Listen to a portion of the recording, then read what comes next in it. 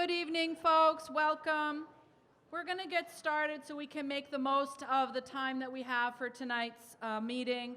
Welcome to the meeting of the Board of Selectmen, the January 21st meeting, a special community forum on the present and future fire protection service needs in the town of Falmouth.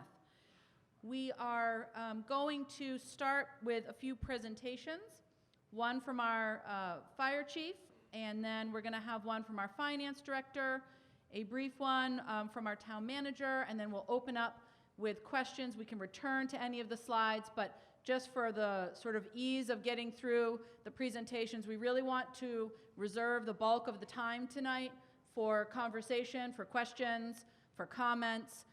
So we do want to get through the presentations. We can always go back and review a slide if people have questions about it. Just a couple of reminders.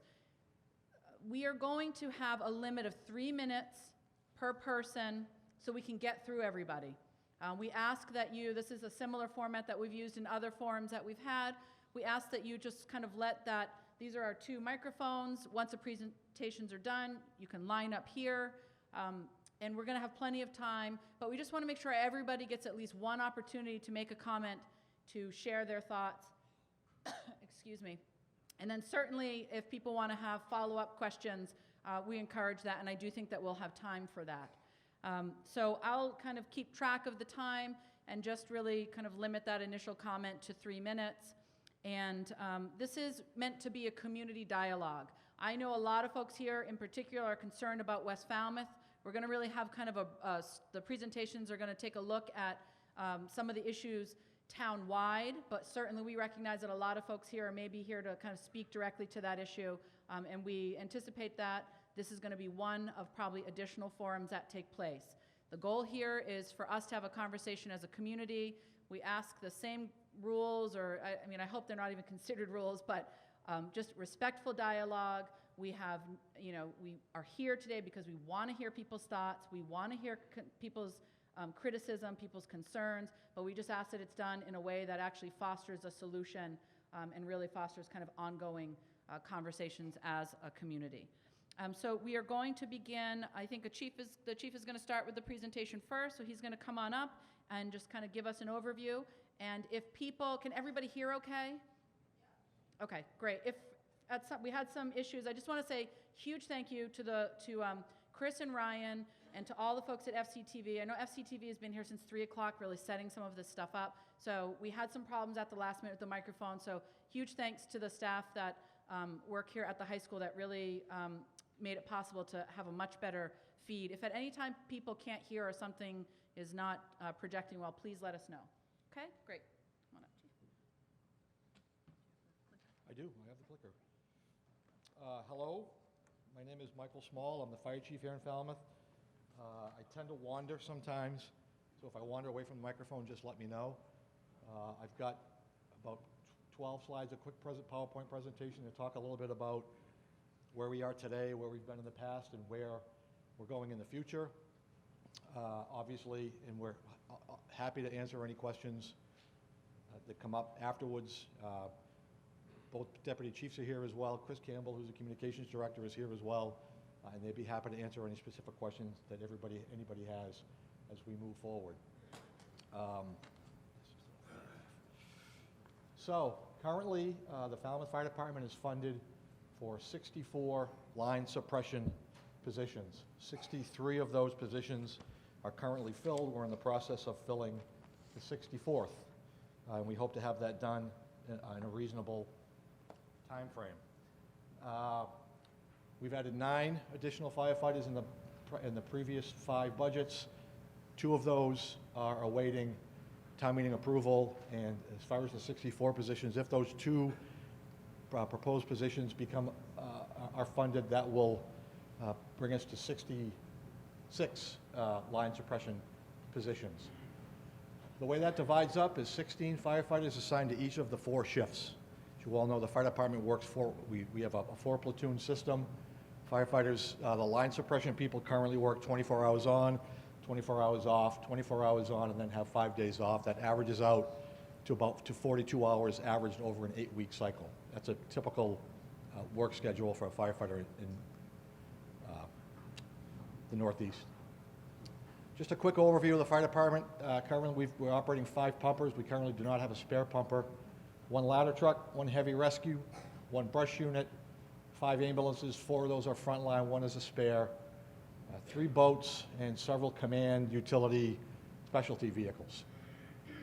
This is sort of self-evident, but I just want to touch on what's required of a fire engine, primarily the first 2 engine that arrives at a fire, some of the tasks that are required. Size up the scene, identify what's on fire and where, locate the closest fire hydrant, connect a supply line to that fire hydrant and lay a large diameter supply line down the street to the location of the fire, force entry into a building, advance a hose line or hose lines from the engine either into the fire building or into an exposure building, search for and remove fire victims from areas of greatest risk. Sometimes that's being done over ladders, and obviously control the fire and spread and prevent it from spreading any further. As far as EMS goes, the graphic on the right is just sort of a little snapshot of what a high acuity medical call really looks like from our perspective. Commonwealth of Massachusetts Office of Emergency Medical Services, they set the regulations for us. They require a minimum of 2 EMTs to operate an ambulance in the Commonwealth of Massachusetts. So currently, where we are today, the current 10 firefighter minimum at the Falmouth Fire Department, we've operated in it since 1977. In 1977, we responded to 1,722 calls, averages 4.7 calls a day. The requirement requires that 10 firefighters be on duty, not just at the start of the shift, but every minute of every day. It utilized a constant firefighter for firefighter overtime recall system, 24 hours a day, 7 days a week, 365 days a year. And this system, we've discovered, has had a significant number of negative impacts. One of the most negative impacts has been the impact on the communication center. I'll talk a little bit about that in another slide. So currently with the 10 firefighters that we start the shift with, this is what the deployment looks like. We'll have you note that there's a line drawn down the geographical center of the town of Falmouth. As we currently operate right now at the start of the shift, 80% of the firefighters are on the left side of the line, 20% of the firefighters are on the right. We are occasionally, sometimes, just to go back.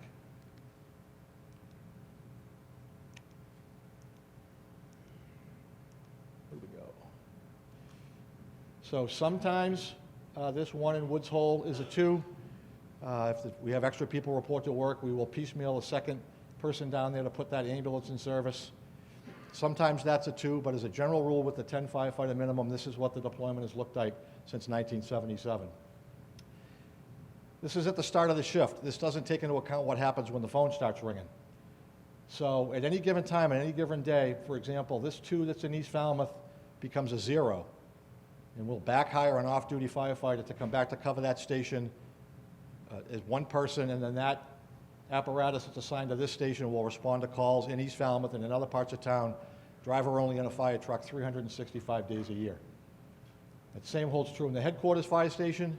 That 4 becomes a 2, sometimes that 4 becomes a 1, sometimes that 4 becomes a 0. We'll attempt to recall firefighters on an off-duty basis to come back and staff the empty station, but very oftentimes that 4 is not actually a 4. That 4 is a 3, 2, 0, and the same holds true up here in the north. That 2 becomes a 0. We try to recall somebody to come up there and cover. Generally, that's 1 firefighter that reports back to that station, and then that 1 person apparatus then responds to the next call, and the next call, and the next call every waking minute of every day. That's our current deployment. Some of the impacts that we found out of this with the 10-man minimum and with what we've been operating with for all these years requires apparatus staffed with a single firefighter to respond to all types of emergencies, fires and medical calls, in all parts of town, multiple times a day, 365 days a year. It's an old, broken, wasteful, inefficient use of available resources and dollars. In 1977, it worked okay. In 2019, it's broken and it's just not working. Some of the impacts we talked about on the dispatch center. This is an overtime report. that was generated by the dispatch center on the 14th of January of this year. Don't get too bogged down in the names and so forth that are up here, but just take a look at that part that's circled on the bottom. It says number of entries 28, total hours 98.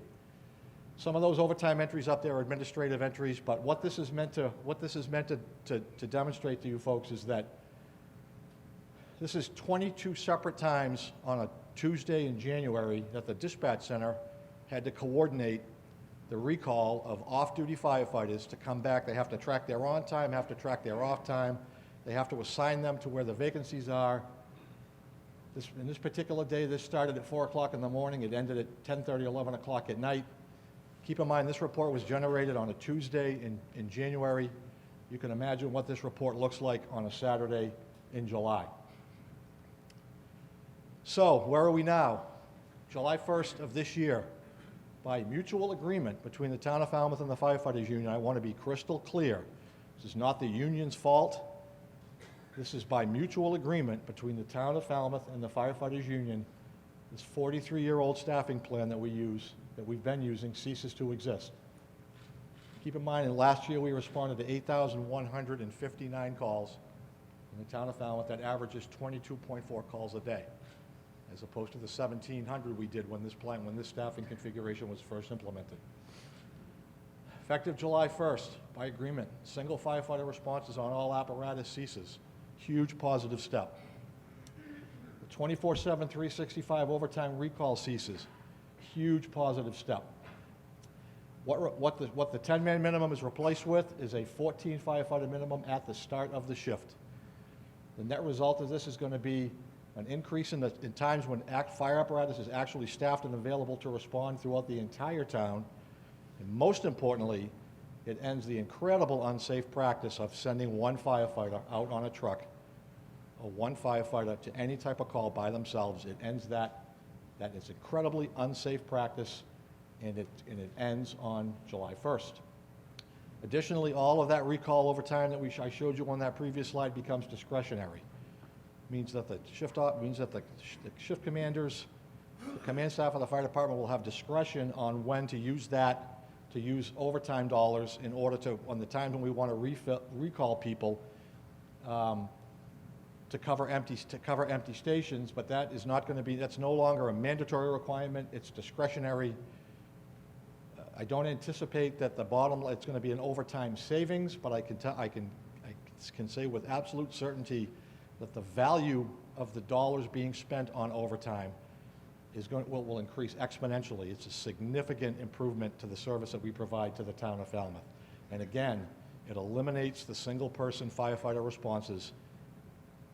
Incredibly unsafe, incredibly dangerous, and that's a huge, huge step forward for the town.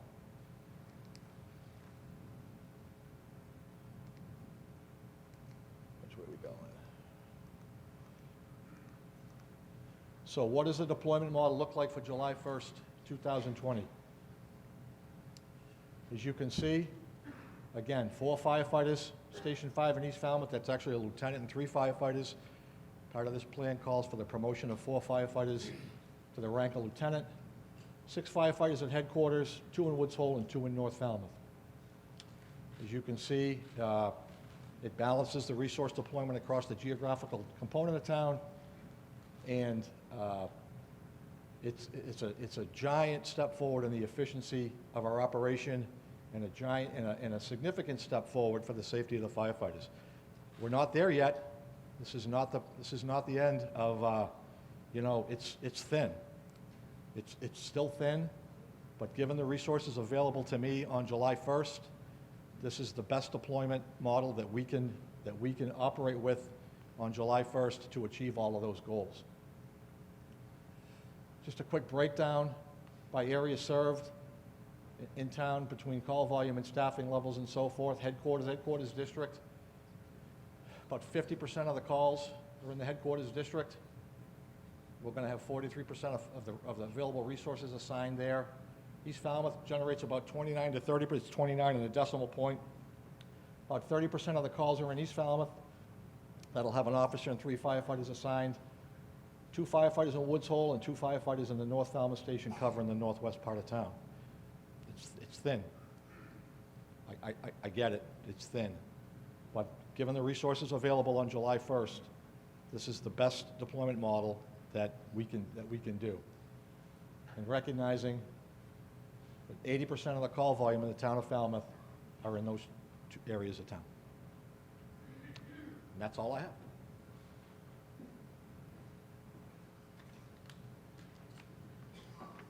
Thank you.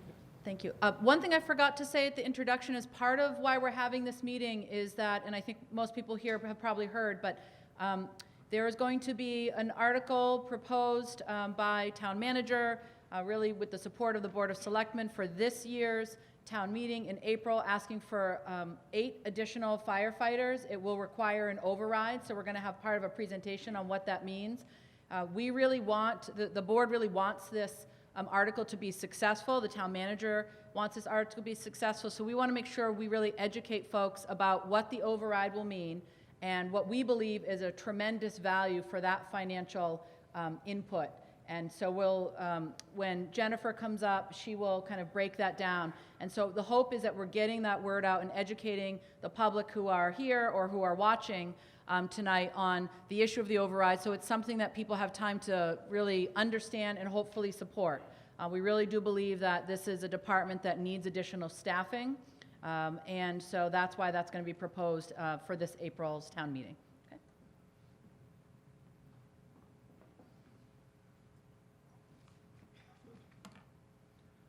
Thank you, Megan. I have 4 slides.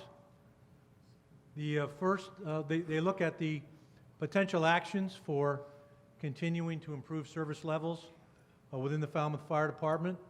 The first of the 4 is the what Megan just noted, a Proposition 2.5 override that would add 8 firefighters. The hiring of 8 firefighters adds 2 firefighters per shift, 365 days per year, excluding leave time, such as vacation, personal and sick leave. It increases the start of shift staffing from 14 to 16. There's an 8 to 12 month lead time from budget approval to firefighters on shift. An override approved in May 2020, as has been suggested, would equal firefighters on duty by mid-2021 or potentially later. Second option, potential option for continuing to improve service levels, operate the West Falmouth station when possible by offering 2 voluntary 24-hour overtime shifts every day. We would be doing that in cooperation with our colleagues in the Firefighters Union. It requires 16 firefighters on duty each day to operate all 5 stations. 2 additional firefighters would start a shift at West Falmouth. The West Falmouth station is not large enough for a modern engine. We've talked about this at presentations in the past. Currently, it is dependent on a 25-year-old reserve engine with limited useful life now in service. Potential action number 3 to consider would be to explore private ambulance service to supplement the fire department response. Investigate potential interest of private ambulance companies. The area served cannot be restricted unilaterally to West Falmouth alone. The decision requires bargaining with the union, which we recognize and acknowledge. It also requires approval from the Massachusetts Department of Public Health. The 4th option, potentially for continuing to improve service levels, would be to explore the potential utilization of safer grant opportunities. That's a federal grant to offset a portion of the cost to hire additional firefighters. Also, be advised that it could not be combined with an override. And those are the 4 potential options that we're bringing forward to the Board of Selectmen and in this community forum.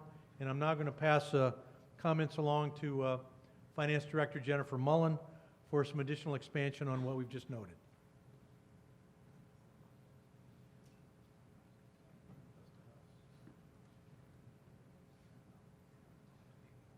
Good evening. So the cost of one firefighter salary and full benefits is $170,000 $178,42. The total override would be $1,366,735. That's what we would be adding to the base for FY21. The effect on the tax rate would be 13 cents per thousand of assessed value. And what does that mean? That would be an additional cost for a $378,000 home. Median assessed value, it would be $49.25.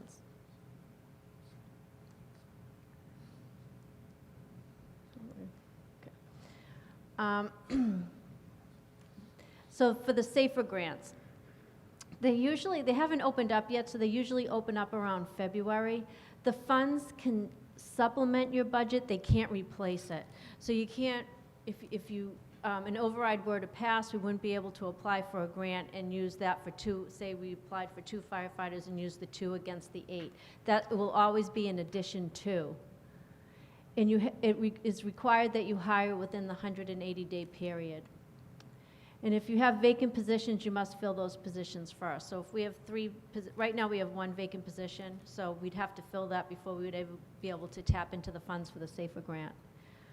And the application process will open up, we think, February, but they haven't announced anything yet. And it's 75% reimbursement for the first year, 75% reimbursement for the second year, and then 35% reimbursement for the third year. So the budget would have to supplement the 75, 75, 35, and then in the fourth year be fully implemented into the budget.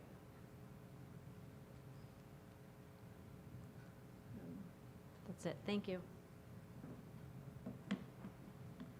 Thank you, Jennifer.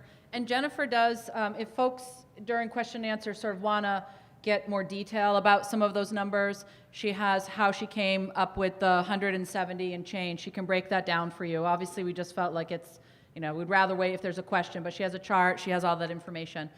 The other thing before we start questions is just 2 quick pieces of information. Just a reminder that this board has put together a citizens advisory group because we are looking to build a new fire station in the coming years. That's part of this discussion as well. And we are looking for 9 members for this advisory group. If there are folks here who maybe hadn't heard about it or are still interested, or people who are watching, and anybody who's interested in applying, we would still take, we were going to cut it off last Friday, but then we figured since we're having the forum and we have a lot of people who will be listening, I know it's a lot to give your time, but we really want this advisory group to be successful and have a lot of voices to add to the conversation. So if folks here are interested, you can contact Diane Davidson at the town manager's office and ask about applying for that advisory group.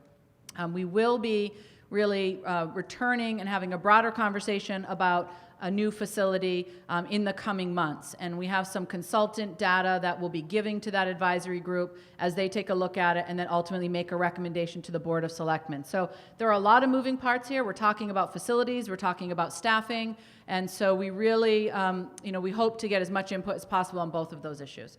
Okay, so what I'll do now is I'm going to just ask the board and anybody who might be answering questions to come on up now that the presentations are done.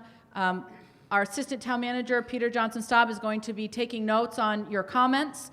So if we ask you to just repeat it, that's the reason. We want to really make sure we memorialize what's being said so that we have that feedback to review. And if people want to, come on up, Chief. My guess is you're going to get a lot of the questions, so you can't be down there. But if folks want to line up at the microphones, what we'll do is, just like I noted before, we'll kind of alternate between the microphones and just start to take people's comments and questions. Thank you.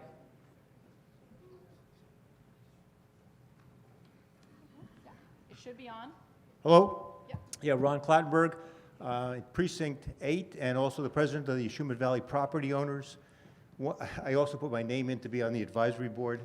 My question is whether or not there are reciprocity agreements with bordering towns like Bourne and Mashpee. There was no mention made about those kinds of agreements. I believe we get serviced in the Shumat Valley by Mashpee at various times. How does that factor into the staffing? Sure. Chief, you wanna... So it's a 2-part answer. We do have a robust mutual aid plan with our neighboring communities. However, Mutual aid is a system whereby we get help from another town if we don't have any resources available, and we provide help to other towns where they don't have any resources available. And as far as the immediate response into Willamette Valley, that was an old school program called Line Response. And many years ago, we did away with that because it was not really working effectively. So does that answer your question? Yes, Ron? Hi, good evening. Thank you for having this forum. And also, I want to thank our firefighters and rescue people for the tremendous job that they do. I'm happy to see we're putting more on. I'm Kathy Valeriani. I'm in Precinct 8. I live in Hatchville and Willamette Valley.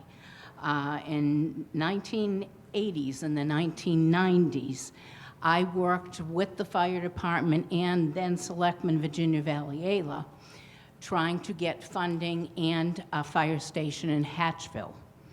I've lived there for 40 years. Unfortunately, when the bottom fell out of the economy, there went a new fire station, but it was always an unspoken promise that a new fire station, the next one would be in Hatchville. You saw the maps with the staffing. You saw that big empty space with nothing. That's us. Also, in our area, we live up by 151 Sandwich Road. Clausen's Corner is not a full development because 30 years ago, the Zoning Board of Appeals wouldn't let him put a development there because that's in the flight path of Joint Base Cape Cod. That's why you've got a convenience store. Of course, you have gas pumps.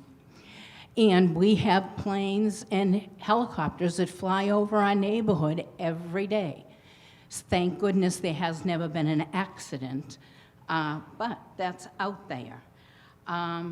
Response times. 30 years ago, response times, sorry, not response times, but burn times were about 17 to 30 minutes. Now they're 3 minutes. There's videos out there to see. It's amazing because of the synthetic materials, how fast things go up. The response time in Hatchville is 9 to 12 plus minutes. I know this for sure because in 2015, my house caught fire in a lightning storm when we were not home. The response time, according to the report, was 9 minutes. 13 on-duty firefighters came and 12 off-duty firefighters came, all from Falmouth, all from every station. I know we have the issue of the Northwest Fire Station. I support that. I support it being open. We need every fire station open that we have, and we need a Hatchville station. I don't want this to become a Northwest area versus Hatchville. That's not what I'm saying. I'm saying everybody in this town deserves a response time of 4 minutes. That should be our goal. We've taken care of our water. We've taken care of our water for our health. Now we have to take care of this issue for everyone. If you want to see that video, it's on all the Falmouth Facebook pages, and you can Google today.com, new fires burn hotter. So we've got to work together. We've got to get this fixed. It's 30 years ago, and 17 minutes is now 3 minutes burn time, and our response times aren't even close. Thank you all. Thank you. Sorry for the timer. Go ahead, sir. Thank you, Madam Chair. I'm a resident of West Falmouth, and I'd like to give you some thoughts on the pending closure of the West Falmouth station.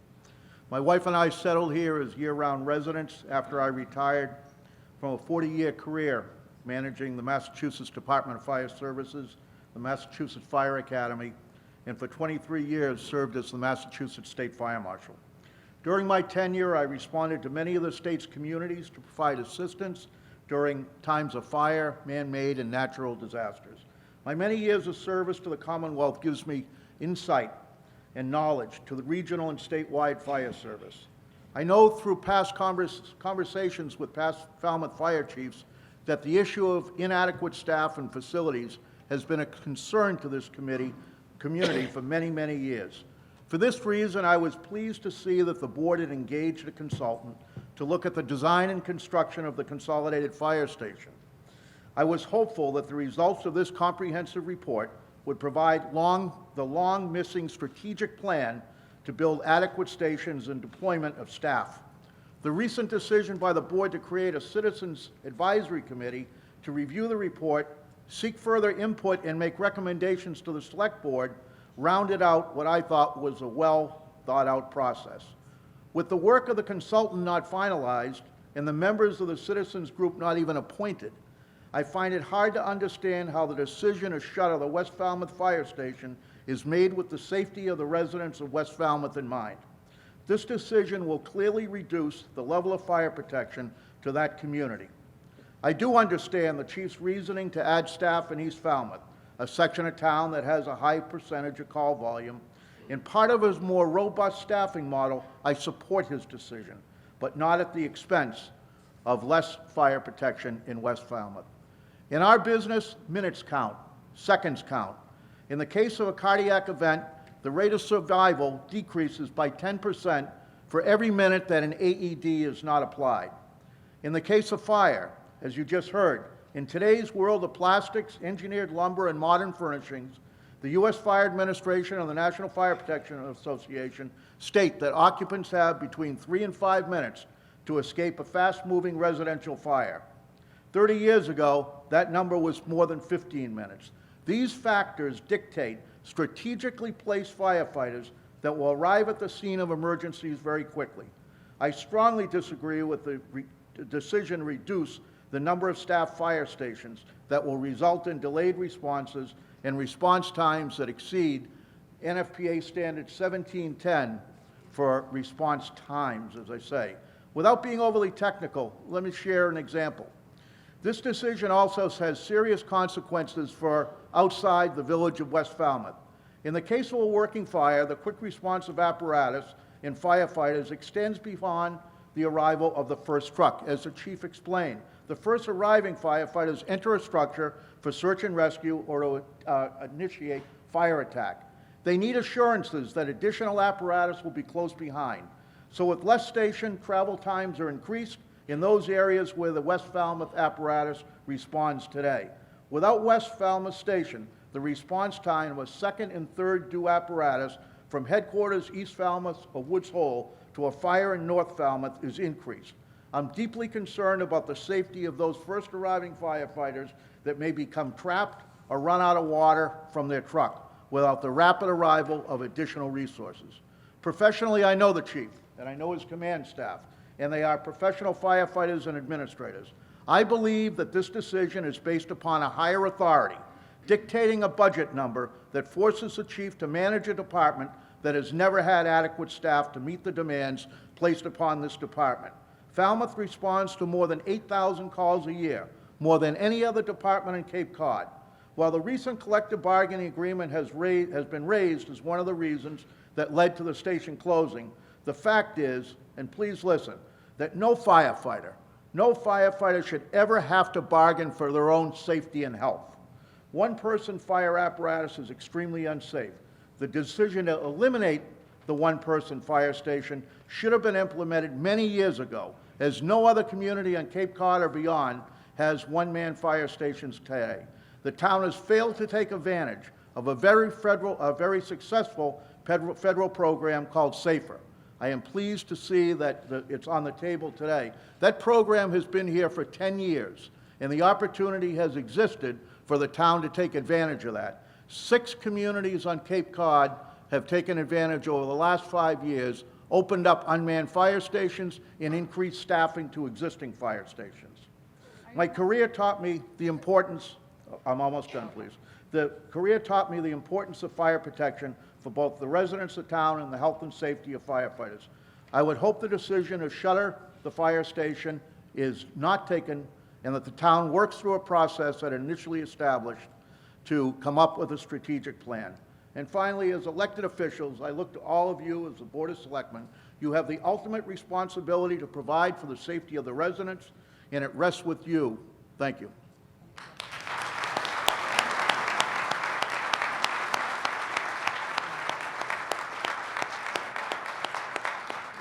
I know I gave him double the time, but he took a long time to type up the notes. And that just reminds me, if people have anything they want to give us, if they've written up a statement, we're happy to take it and make it part of the record, as we've done with the many emails that we've gotten from folks. So if people have that and they want to give it to us, you can just leave it right here at the stage, and we'll collect that, okay? Sir? Good evening, ladies and gentlemen. My name is Matthew Hanley. I'm the owner of A&H Recon Shop. I work on fire apparatus right here in town. I maintain brush breakers for a lot of the municipalities, and I work closely with DCR. The DCR program gets vehicles from the federal government and gets them to the towns at either no cost or low cost. I have experience working with the firefighters here on Cape Cod, but also I volunteer my time in Guatemala with the firefighters down there in Antigua, Guatemala, and actually went to Guatemala and did the rescue and recovery when the volcano erupted a couple summers ago. So I have some experience. I'd like to serve on this board to help Falmouth find a station location that's going to service all of our neighborhoods. I think a lot of this town, you know, there needs to be more equality in the way resources in this town are segregated. Hatchville has been, you know, overlooked for way too long. And the town of Falmouth actually has land that we own on Thomas Landers Road. And we don't have to spend $900,000. That $900,000 can go to a station. That can go to manpower. That can go to other services that this town drastically needs. We've been running on a shoestring budget, and, you know, let's be smarter with our money. So I want to serve on this committee so we can find a location that uses the assets that this town has already purchased. And let's put that money that we already set aside, the $900,000, to build a proper station that's going to serve West Falmouth, North Falmouth, and Hatchville, and use our main roads like Thomas B. Landers Road so we can quickly, safely, and efficiently serve our town. Thank you. And if you haven't applied already, just make sure you do fill out the application for that. Great, thank you. Good evening. My name's Mike McGrath. I work at Holmes McGrath. I have nothing to do with McGrath Consulting. All the people in Precinct 6 that are town meeting members got an email from me. I want to look at this from a little different perspective. I used to tease Brian Curry, the former town planner, and I would say to him, gee, Brian, get down to the Village Green and walk around. Amazing. Those buildings, those houses have beautiful scale, beautiful architecture, and they were built before the building code and the historic districts and zoning. But it's the same thing with North Falmouth and West Falmouth villages. They're beautiful. They have, or they demonstrate, an innate intelligence in our forefathers. They've done a great job in this town. This is a wonderful town. So when it came time to, as far as if you think back about fire protection, when I first came to town, I was woken up one of the first nights by a horn. It turns out that we had a substantial number of call firemen then. So whenever there was a fire alarm, there would be a horn would sound at every fire station, and the call firemen would report. And then they would sometimes report to the station, but the code that was blasted would be the box.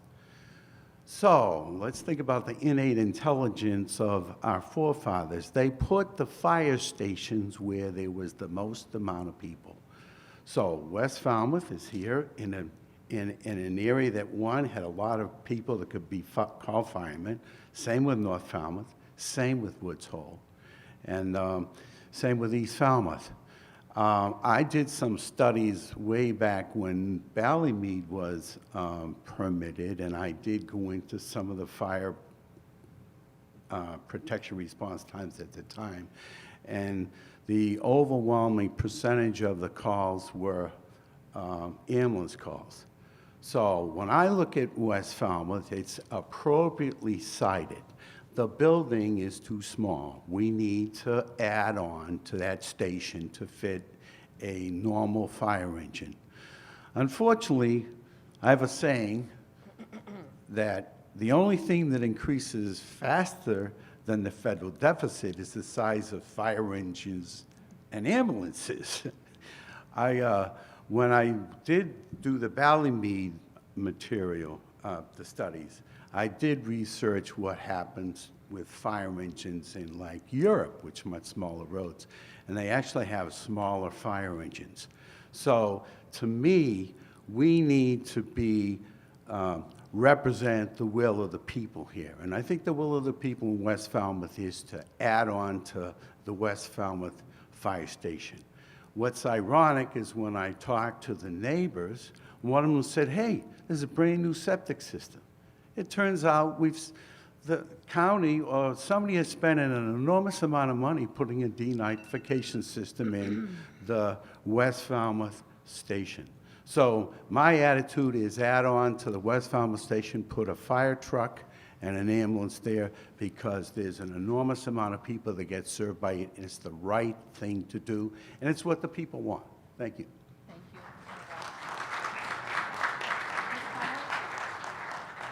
Hi. Hi, I'm Annie Conley, Precinct 6. I live in West Falmouth. My family lives in West Falmouth, and we've been there for a long time. I have a couple questions, so if you'll indulge me. My first is a point of clarification, or if Jen could explain the Proposition 2.5 override. If it passes and we have 8 new staff people joining Falmouth Fire and Rescue, does that mean that the West Falmouth Fire Station will be open past July 1st? And then secondly, I'm curious about the land at Thomas Landers Road, which very impressive man talked about, and a volunteer for your new committee. That was my understanding as well. I remember very clearly being at town meeting, I'm gonna say 5 years ago, maybe longer, maybe shorter, who knows. And there was a land swap with the Peterson family.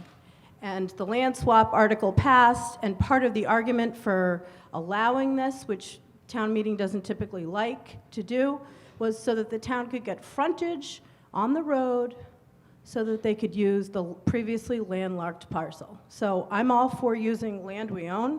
I think it's ridiculous to go and buy land if we've got land that's sited close to Route 28, Thomas Landers, all the places. My third point is sort of a question. Well, it's really sort of it's just a point, I guess.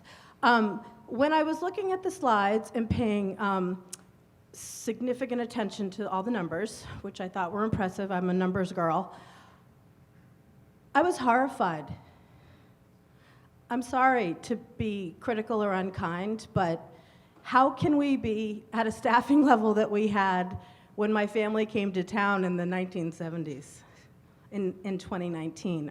Our population has more than quadrupled in that time. Frankly, that borders on negligence, I think. And it's shocking, and it should not be. And I think it's important that we, I personally think the firefighters are great, yay. And the EMTs, they're amazing, and they do really good work and really hard and important work. And I think their safety is important to us. So if you could answer the question about the 2.5 override, and if that passes, does that mean that West Falmouth stays open? Okay, so let me take it in 2 parts. So the first piece is that if the override passes in May at the ballot, we would still, we have to go through civil service. We would have to get firefighters on board, get them trained. So there would be no world in which they'd be ready they wouldn't be staffed by July 1. So we're not going to have, even if the override is successful, we won't have 8 new firefighters employed by that July 1 date. So I think, Okay. we're looking at a 8 to 12 month period of time before they're both hired and then ready to kind of staff in the way that the chief staffs the Okay. firefighters. So, And then go I ahead. just want to go to the other piece about the Peterson property. I don't know if anyone wants to speak to that. Mr. Jones, do you remember what year that was? Okay. But let me just speak in general about that. There hasn't been any, I just want to clarify, there's no decision about any other piece of property. That's what we want the Citizens Advisory Group to look at. And so while they're going to look at that piece and weigh it, the kind of financial component of that, and they'll get that information about that town meeting vote, they're going to look at the data that we get. They're going to hold public hearings, because that'll be something that they're charged with doing. That's why it's a selectmen's committee, so that they have to keep minutes, they have to agenda their meetings so that the public can be present and participate, and they'll weigh all of that. So I just want to, your points about the Peterson property are well taken, and that'll be something that the committee will look at. There's no piece of property that the town... That's been earmarked. No, we haven't done that. We're looking to the committee to really make a recommendation to the Board of Selectmen on that Okay. piece. And I have one last follow-up question, and then I'm finished, I promise. So can we talk about timing just for a second? Because this seems sort of an abrupt announcement in October to close the West Falmouth Fire Station in, 7 or 8 months? So I would like, since we're creating the new Citizens Advisory Committee, and we have other people who are going to sit on it, and this wonderful man is going to join you. Can we all agree, and can we get a commitment from the Board of Selectmen to not close the West Falmouth Fire Station on July 1st? So, and I don't know if the chief wants to speak to that, but I don't think that anybody here at this point in time can make that promise. There are, and the chief can speak, it's his department.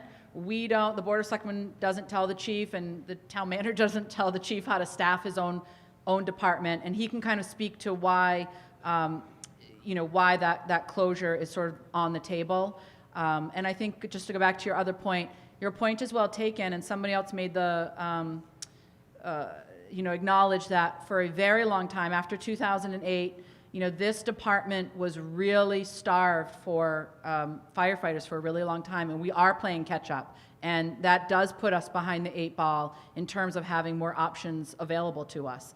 And we're doing it in a big chunk because we think that's the sort of very least that it's sort of the least that we can put forward that we hope is successful with an override, and that we can get folks to vote for and to get some more firefighters to the chief. So I'll let him speak about the timing component of it, which I think has to do with the collective bargaining. How do I get the slides back up here? That I don't know. Peter, how do you get this? The button on the top turns it on?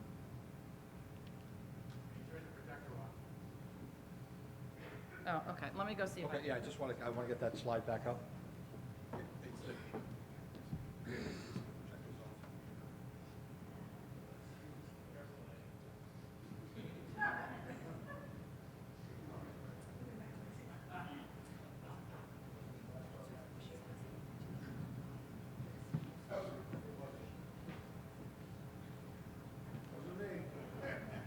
Madam Chair, can I speak while we're waiting? Is this live? It should be.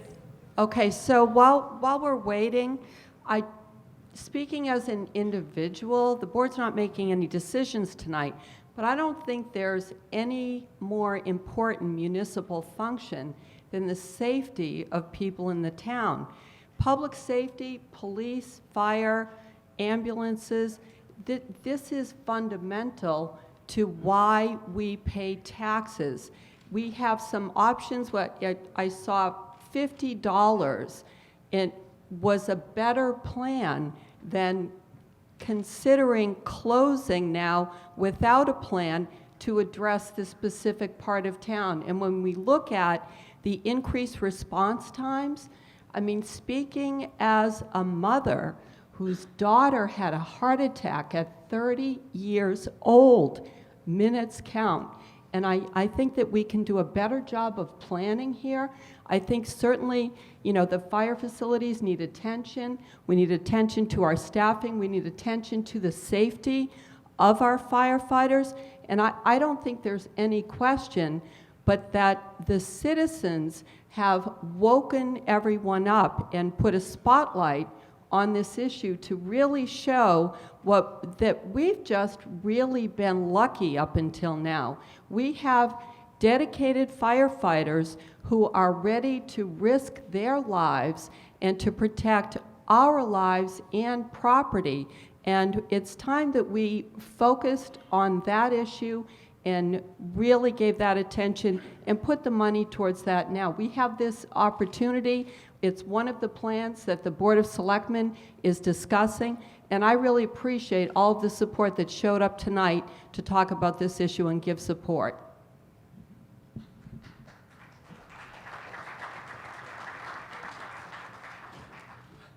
So the timing on this issue was driven by the agreement with July 1st is the date that the staffing changes go into effect, and that's why July 1st is the date we've settled upon. Realistically, the condition of the fire station, the condition of the engine, and the staffing issues, although certainly related, are separate issues, and they've been on a separate path. We've been steamrolling toward this for a very, very, very long time. I agree with every word that the retired state fire marshal said. This decision, this deployment model, although ultimately is driven by the number of positions that we have. July 1st, by mutual agreement with the firefighters union, we're going to start the shift with 14 firefighters. We could certainly, which we've talked about, talk about trying to staff the West Falmouth Fire Station on a voluntary basis. Certainly willing to try that. I would be certainly willing to, in the event that a 15th firefighter reported to duty, to float that extra firefighter up to the North Falmouth Fire Station to make that a 3-person station. That's a 3-person engine, a 3-person ambulance. I'd be more than willing to do that as well. This decision, this staffing model that's going to schedule to go into effect on July 1st, that's my decision to make based on the resources that I have. Both my deputy chiefs are here. My entire command staff agrees that this is the best we can do with the resources that we have. It's been rolled out to every line officer. All 4 lieutenants, all 4 captains, 8 line officers also agree that this is the best we can do with the 14 firefighters that we have on July 1st. In order to have 2 people in West Falmouth, believe me, I get it. Nobody sees that gap there more than I do. Nobody's more appreciative of the response times up to North Falmouth than I am.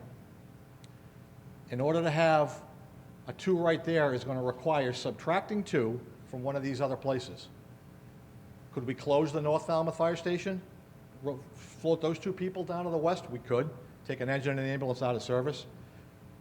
Could we close the Woods Hole Fire Station? Float those 2 people to West Falmouth? We could. Take an engine and an ambulance out of service. Could we potentially take the 4 that's in East Falmouth right here, make that a 2? We could. Have 12 firefighters on the left side of the line and 2 on the right. Could we strip 2 out of the headquarters fire station? We could do that. The ripple effects to that, if I might finish, are that then this area right here that represents 80% of the calls at 8:15 in the morning, after we're 3 or 4 or 5 calls deep, become 0-person fire stations. That's the problem. I get it. Believe me, I get it. I understand. But what we're going to do is take this station, and because we're going to make this a 0, and take this 6, which is actually 5. One of these is the shift commander. His job is to be the shift commander. As soon as this headquarters ambulance leaves, there's nobody left for a frontline fire engine, the frontline engine at headquarters, nobody left for the ladder truck at headquarters, nobody left for the boats that we're required to deploy. We're going to take and short where 80% of the calls are. I don't like it either. I wish we had enough people. 5% of the calls in the West Falmouth area, I wish we had enough people. If we had 16 people to start the shift, July 1st, we wouldn't be here. But I don't. And this is the best that we can do with the resources I have available to me on July 1st. We're more than happy to try and fill this on an overtime basis, more than happy to try and fill it in the event that, if the chance that all 16 people come to work, that would be, the chances of that are Powerball numbers. But I understand where everyone's coming from. The problem, of course, being that's 80% of the calls. It's very, very, very limited resources. It's a slight increase in the headquarters district, that it is an improvement for firefighter safety. It's a slight increase in the East Falmouth District, which is a slight improvement for firefighter safety. Safe firefighters equals safe citizens. Wish I had enough people to do that. I would most assuredly do so. And if there's other options that we've talked about or something that we could talk about in the coming months, be more than happy to try that. This is the best, in my opinion, this is the best deployment for the 44 square miles of the town of Falmouth on July 1st and moving forward. If I had more people, they would be filling this gap in the northwest area. Nobody appreciates that gap more than I do. But it's 5% of the calls versus 80% of the calls. And that's why the decision is the way it is. I just had another. Okay. Yes, I think, which side were we on? Is it Malcolm or? All right, go ahead, Peter. Go ahead. Peter Hargraves, Precinct 9.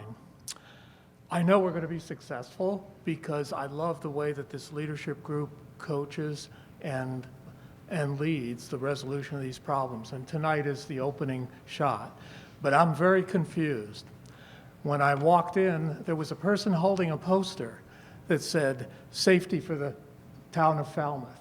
And I walked up to that person, and it was explained to me that this was about an override for firefighters in the West Falmouth Fire Station. I think that the way it was framed at the beginning of this discussion is the way that we should be approaching this, more strategically with all the areas of Falmouth in mind. Falmouth is one place with many villages. And in order to frame the last part of my comment and make a request, let me clarify by asking this very nice piece of information that showed the response times, was that something put together by the citizens group, or is that from the town or the fire department? I haven't seen it, so I think it's probably something that, did you get it from? Madam Chair? I I believe it's a citizens group. So, in my mind, if we were really looking at the safety of the entire town of Falmouth, we would have this kind of information for every neighborhood. The consultant has response time. And so, what I don't know is if I'm supporting or not an override for West Falmouth. Am I actually supporting delivering the best service available in the town anywhere? Yeah. Or is everyone else in town getting this kind of green Yeah. bar service? So I don't, that handout is from citizens here, so it's not a product of the town. But let me just be clear, the override is not for new firefighters for West Falmouth. The override is to get 8 new firefighters to be staffed appropriately, knowing that we have some of the challenges that the chief has already spoken about the West Falmouth station, and knowing that we're looking to build a new facility in the coming years. So the override is, the reason why we're having this community forum, and I know we focused on West Falmouth and we knew that would happen, and that's fine. This forum is to talk about fire services townwide, because there is everybody here recognizes that if that apparatus leaves West Falmouth to go on a call and somebody else calls from Emerson House, 35 feet away from the station, that next apparatus is coming from somewhere else in town. It's a town-wide system, and it really needs to be looked at that way, and that's how it operates. So this is not an override to staff West Falmouth. I want to be clear. It's an override because we feel the staffing for the fire department as a whole is not appropriate given the needs that, and given the new contractual obligations which increase fighter safety, long overdue, and by extension increase the safety of all of us when those firefighters come to deliver their services. So thanks for that. That'll help me with the tone and content of my request. Because when we were discussing the $50,000 for a consultant to study this issue, I took issue with the charge given to that consultant, saying that it was to optimize a location to replace 2 firehouses with 1. And my objection was that if we're spending that kind of money, we should be looking at the entire service throughout the whole town and not ignoring data like Mashpee coverage of Hatchville.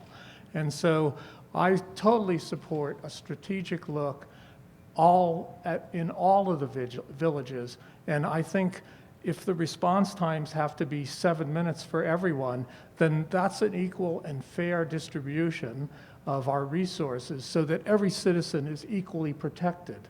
But I am not here to deliver, if that's the best response time in town, I'm not here to protect that best response time for West Falmouth. And I felt like I had to get up and make these comments because you're going to give a charge to the committee. The committees do great work, and only one other person has spoken about Hatchfield. She did a very excellent job, and I would like to be sure that we respect that there are many other villages, not vocal and influential people from one part of town. Okay, thank you. And that is the, and Julian, I don't know if you want to speak to the charge of the consultant data, but my understanding is it really is looking at data town-wide, response times. That data will be given to the committee. We don't have their charge yet, but we've talked about it, and it is really a town-wide charge. I don't know if you want to add If I might just expand, Megan, thank you. The charge of the consultant is to look at three years of actual run data throughout the entire Falmouth community. So it was not directed at any one single area, but town-wide and 3 years of actual runs for the fire department. Thank you.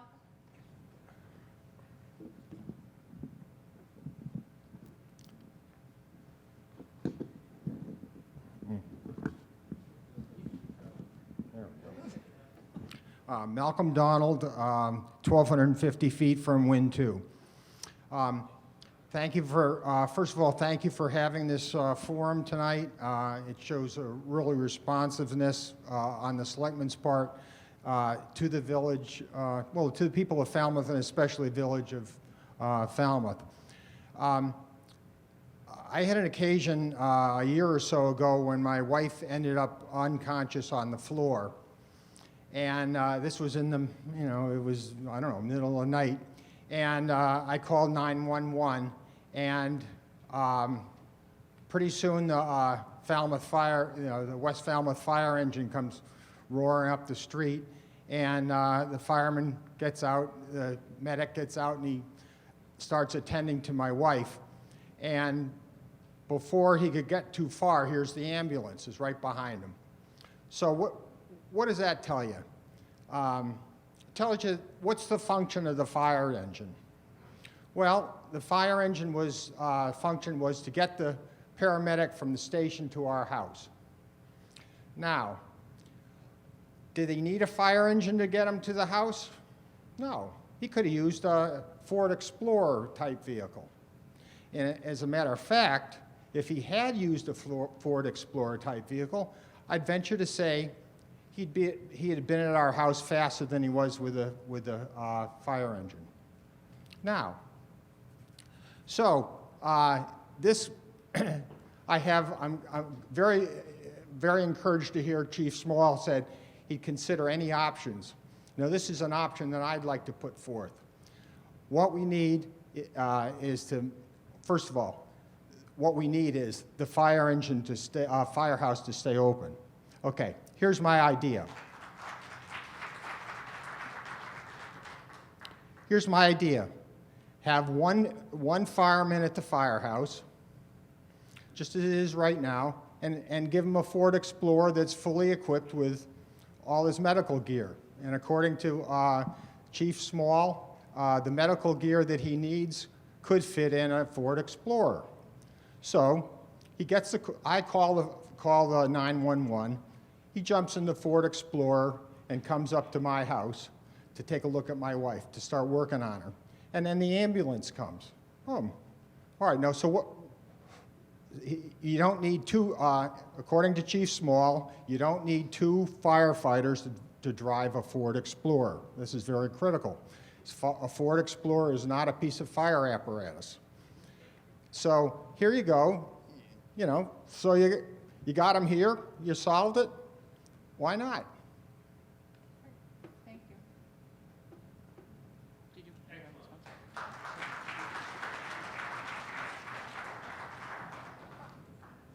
Go, I'm alternating, so go ahead.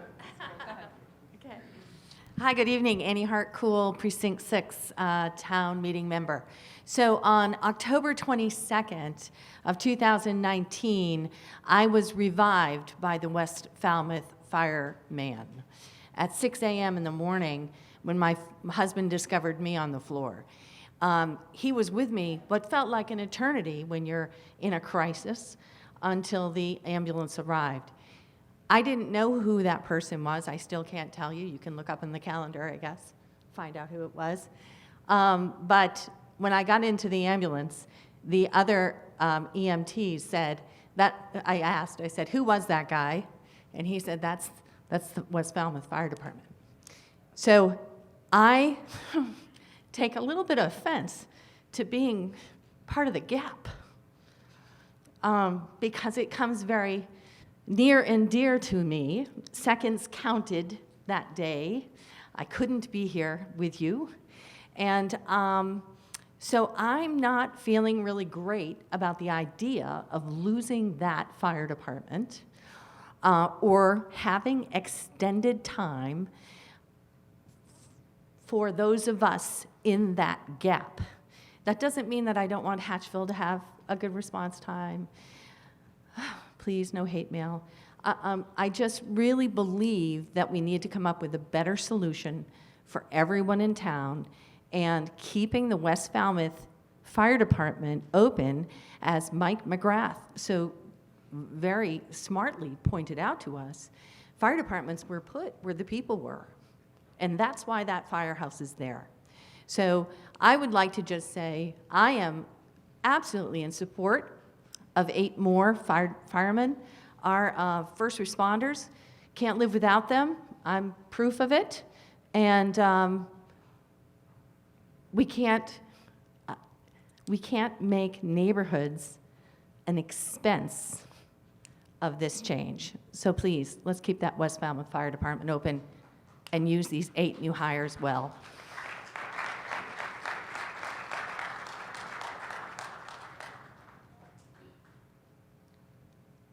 Good height. My name is Mike Harlow, and in response to Ann Connolly, she's been here a long time. I was here so long, I watched the moonwalk at the West Falmouth Fire Station. I watched the Space Shuttle and the Red Sox, so I've been there for a long time. And I want to read a letter from the people from Bombers Beach Club. And it says, "Dear sirs and ladies, we are writing on behalf of the Board of Directors and members of Bombers Beach Club. The club has many members and operates daily during the summer months. The club at Chappaquay Beach, the town beach, directly adjacent thereto, are active facilities that host hundreds of beachgoers on busy summer days. Although lifeguards are on duty during the operating hours at both the club and the town beach, town safety personnel, the closest of whom are based at the station, are vital to the safe operation of each facility. Outside the summer season, the town beach, town dock, Shining Sea bike path, and a myriad of other locations around West Falmouth and adjoining waters continue to pose intrinsic risk to the users, whether walkers, runners, bikers, swimmers, kite sailors, or boaters, which they host. Moreover, recent census data supports the fact that as Falmouth rapidly becomes a year-round destination, more safety personnel and services, not fewer, are necessary. The proposed closing of the station will increase response times to all emergencies in the village of West Falmouth. Against this backdrop, closing the station is not in the interest of the town, and particularly not in the interest of the town residents who live in West Falmouth. It is particularly troublesome to us that this action is being planned for completion in 2020. Despite the projections for completion of a study to locate a plan, design, and build a fire emergency facility to serve West Falmouth and North Falmouth, estimates making between 3 and 5 years to complete. Closing the station in 2020 makes no sense whatsoever. If the town closes the station as proposed, it will in effect be the saying that the lives and safety of West Falmouth residents and visitors are less important than those in other parts of the town. By any measure, this is unacceptable. And this is very truly Wendy McDonald and Marie Angeli. So on top of that, I'd like to add that I've listened to the talk, and I understand people in Hatchville are as upset as we are. And when I look at that map, one thing that sticks in my mind is the North Falmouth station is totally it's in the wrong position. It's at the edge of our coverage district. It can't get to Hatchville quickly. It can't get to Sippawisset quickly. And 5 years ago, you guys were talking about Thomas B. Landers. it seems to be the perfect solution. I mean, it's a compromise that puts a lot of people in a lot better position than closing West Falmouth. As Annie Coulter has said, you don't want to be in that gap. You know, and you say you have 60% calls, or 64% of your calls go to East Falmouth and downtown. Well, it doesn't make any difference if you're that one person in West Falmouth, and you may only be a 5%er, and you might not be a 64%er, but when that response time is 8 or 9 minutes, as opposed to right now where it's 3 or 4 minutes, it's a big difference. And I, as she said, I don't want to be in that gap. Thank you. Did you want to pass that to Elizabeth?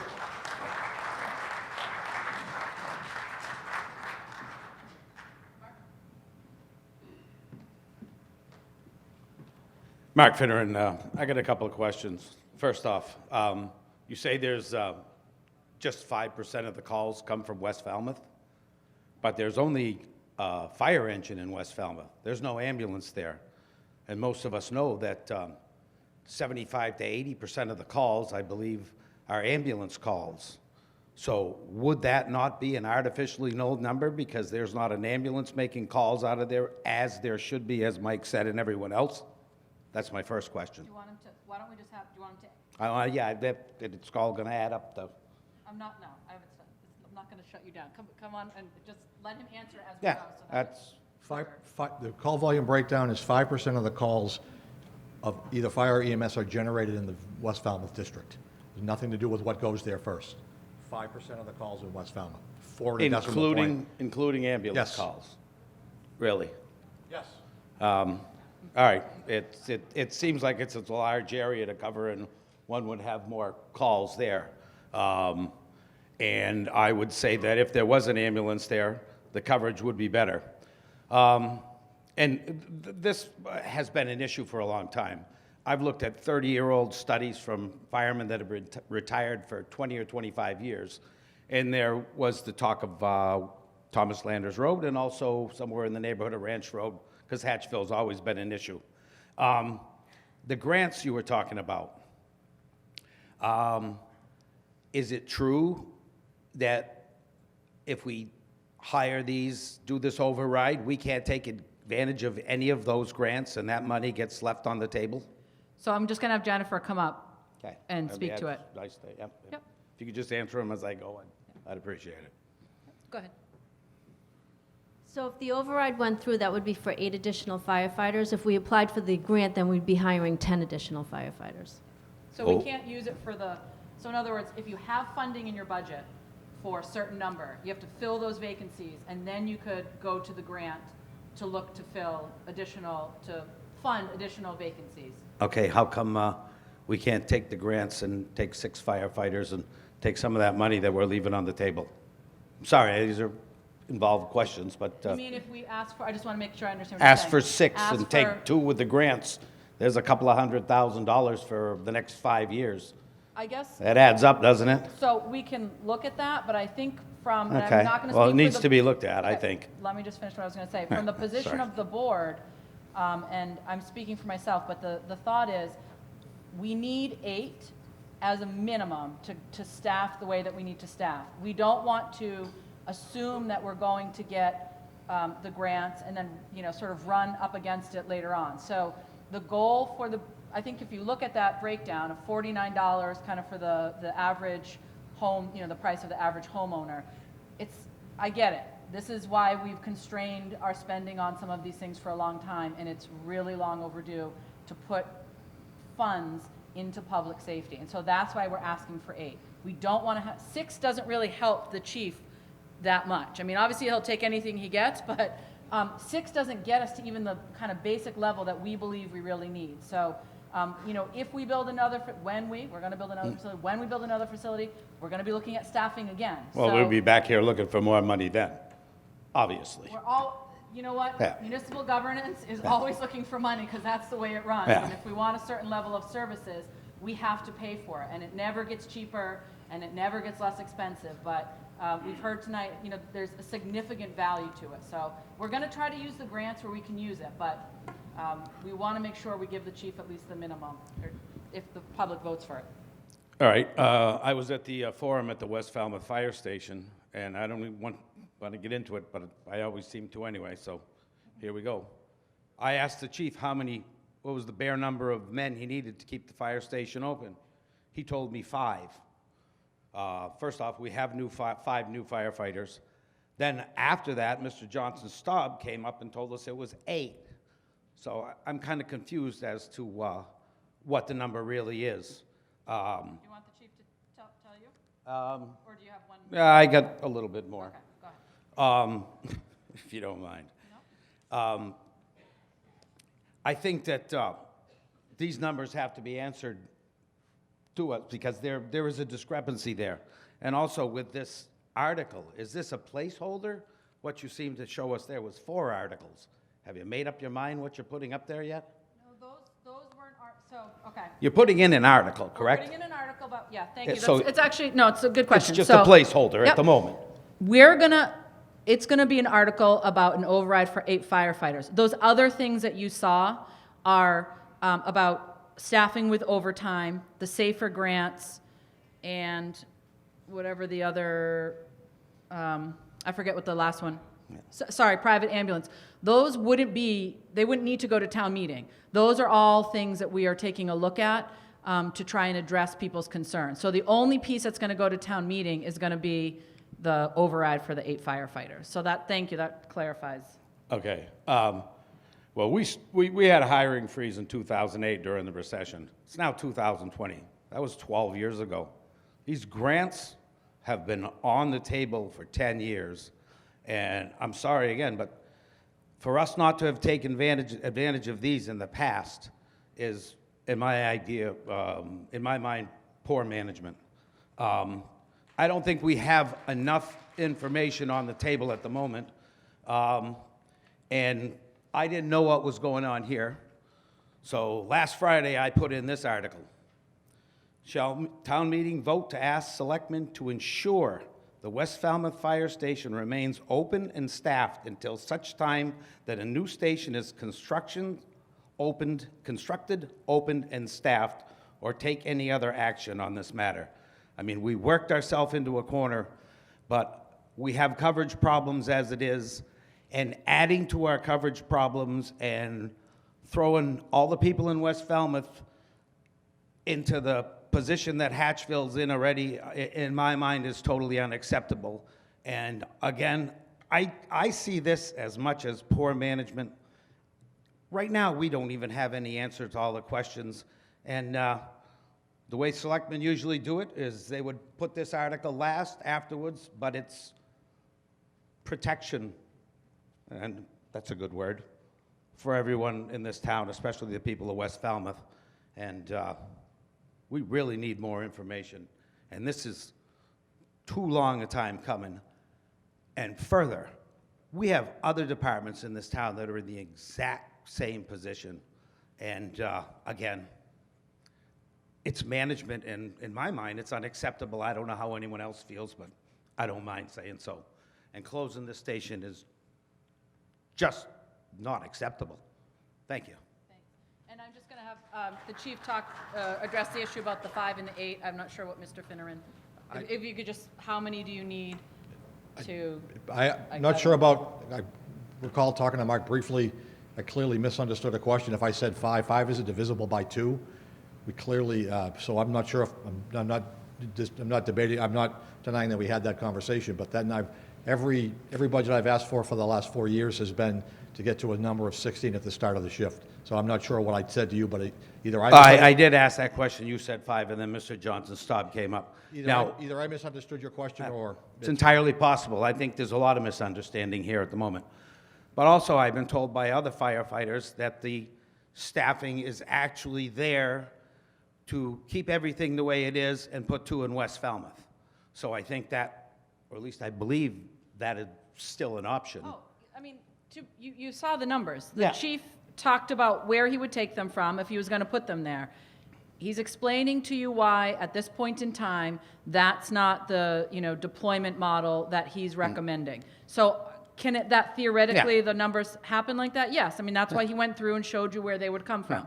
Well, I mean, 5 new firefighters, 40 hours a week, that's 200. One position, 7 days a week, is 168 hours. So it seems like the math works, that with 5 new firefighters, we can keep that station open until such time we move to our next step. And I think everything should be left on the table, and closing that fire station should be taken off the table. So let me just, as far as the staffing piece, because there are other folks who want to comment, but at the end, if there's more time, I'll have the chief bring up the slide again about why he has to sort of have that even number of individuals in terms of staffing. So I just want to get through. I know we have some other folks here with some other questions. Sir? My name is Oliver Eggleston. I live on Caitland Hills Drive. And I want to resurrect a question that I asked 3 months ago. But before I do that, I want to compliment you on providing a good deal of information tonight. It's very reassuring to see that you're looking at all of these problems. The question I want to raise is the one that I raised at the October meeting at the West Falmouth Library. The consultant study on fire station location showed that emergency travel times to houses, businesses, and institutions in West Falmouth generally fell within the 4-minute national standard. At that meeting, I asked what those travel times would be if the West Falmouth station were closed as proposed. Julian Suso said in response that he would get us an answer to that question. Subsequently, and without yet the answer, I and others have estimated travel times using Google Maps. My non-expert estimate is that travel times from North Falmouth or headquarters to West Falmouth generally would be more like 6 to 10 minutes rather than the current 1 to 4 minutes. And seconds and minutes count.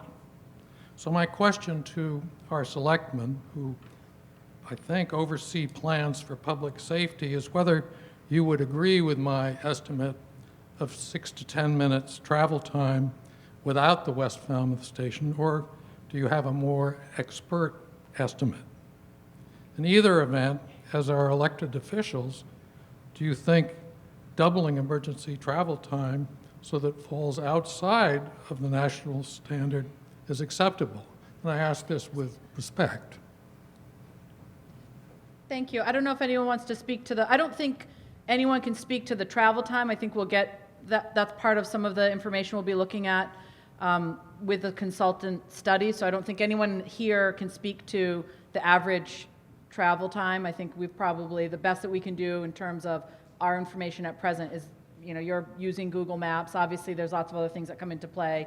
It's an emergency vehicle. It's traveling in a different way than Google estimates an average driver with the speed limit. That's how they get those travel times. But certainly, we hear and we're concerned about that extended period of time for services to be deployed. And I don't know if the chief wants to speak to any component of increase in travel time.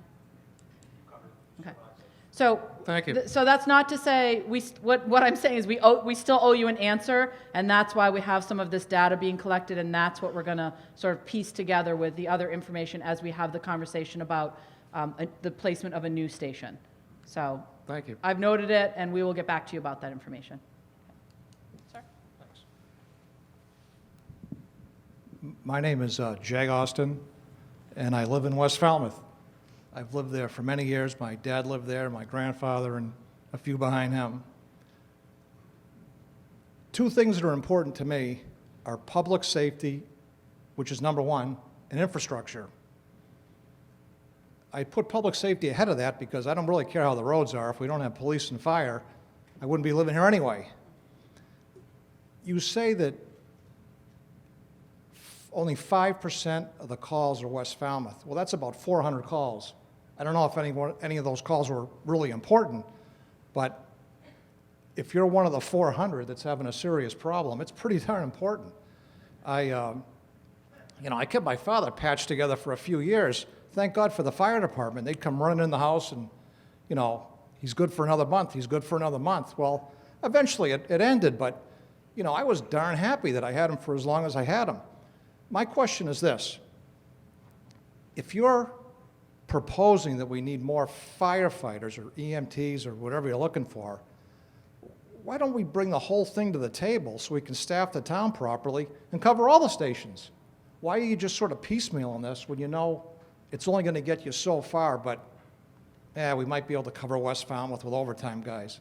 That's not going to work. We're not, you know, if this meeting was held in July, there might be more people in the room. And I would probably tell you we'd have to be in the gymnasium.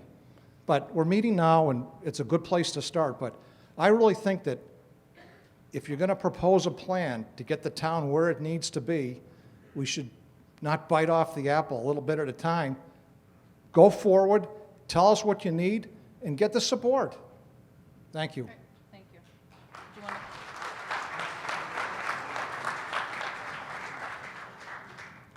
Just one comment. Because it's 5% of the calls, or 50% of the calls, or 80% of the calls, I'm not making any distinction between every one of them is an emergency to a person that's on the other end of the phone. So the objective is to minimize, to do the most amount of good. I'm not suggesting that because it's only 5% of the calls in West Falmouth, they're somehow not worthy. I'm not suggesting that now. I've never suggested that. This is the deployment of resources to be able to do the most amount of good for the greatest portion of the town that's available to me July 1st.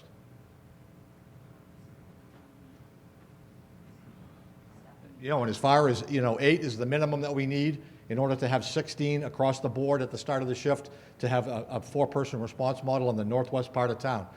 Do you want to make it 16 on the override? Hallelujah. I'm all for it. Mr. Cool? Mark Cool, Precinct 6. So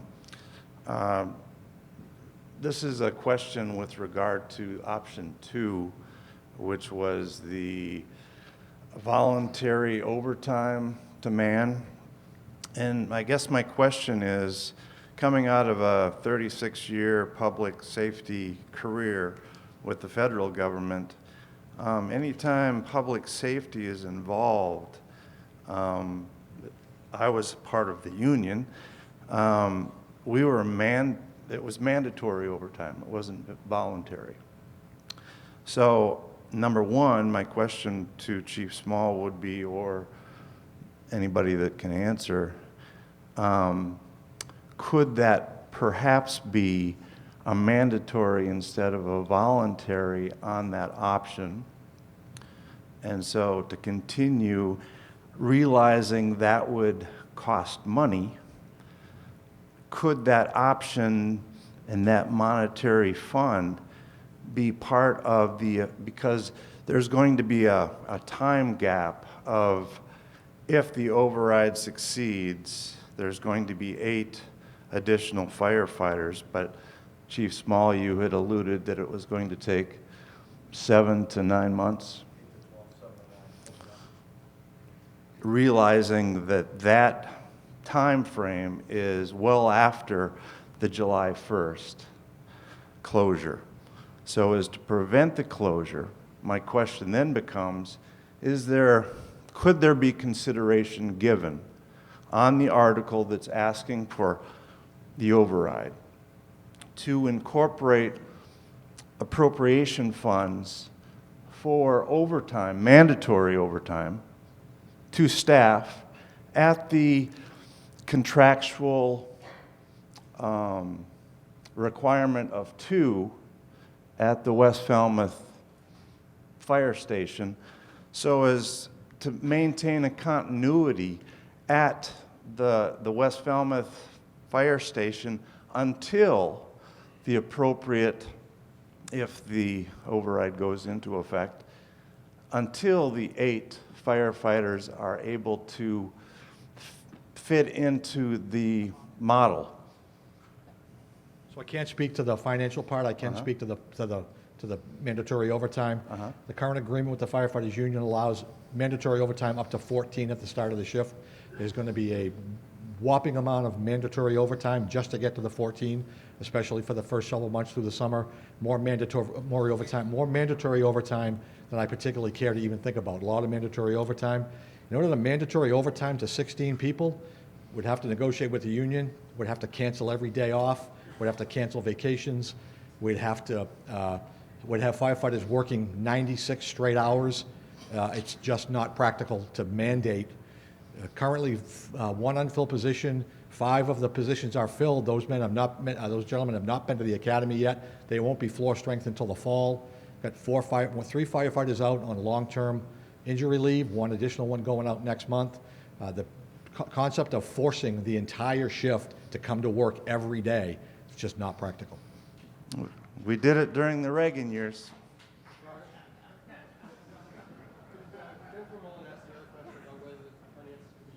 Sure.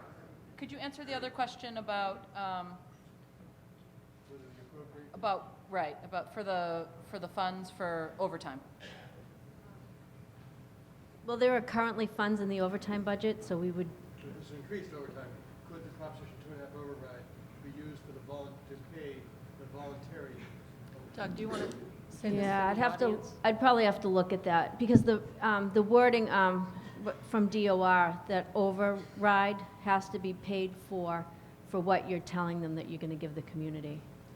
And I think just to tack on to what the chief is saying, that the issue with the overtime isn't so much the money, although that's obviously something we consider. It's that we don't have the firefighter numbers where we would be, ordering that mandatory overtime. It would really mean people are working at, hours that are probably, not even safe for them to do so. That's the reason why we're asking for 8 new firefighters, so that we can actually have more bodies for the chief to work with to address some of those issues. But if we're suggesting voluntary overtime, we would still be paying them. Yes.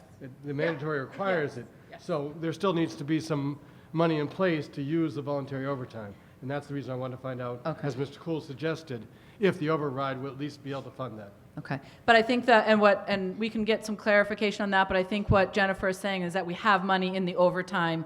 We have money budgeted for overtime that could potentially cover that expense. Is that correct? Yes, I was just speaking with the assistant town administrator regarding this. So we, for the just to be clear, for the override, it states 8 new firefighters. The money has to be used for that.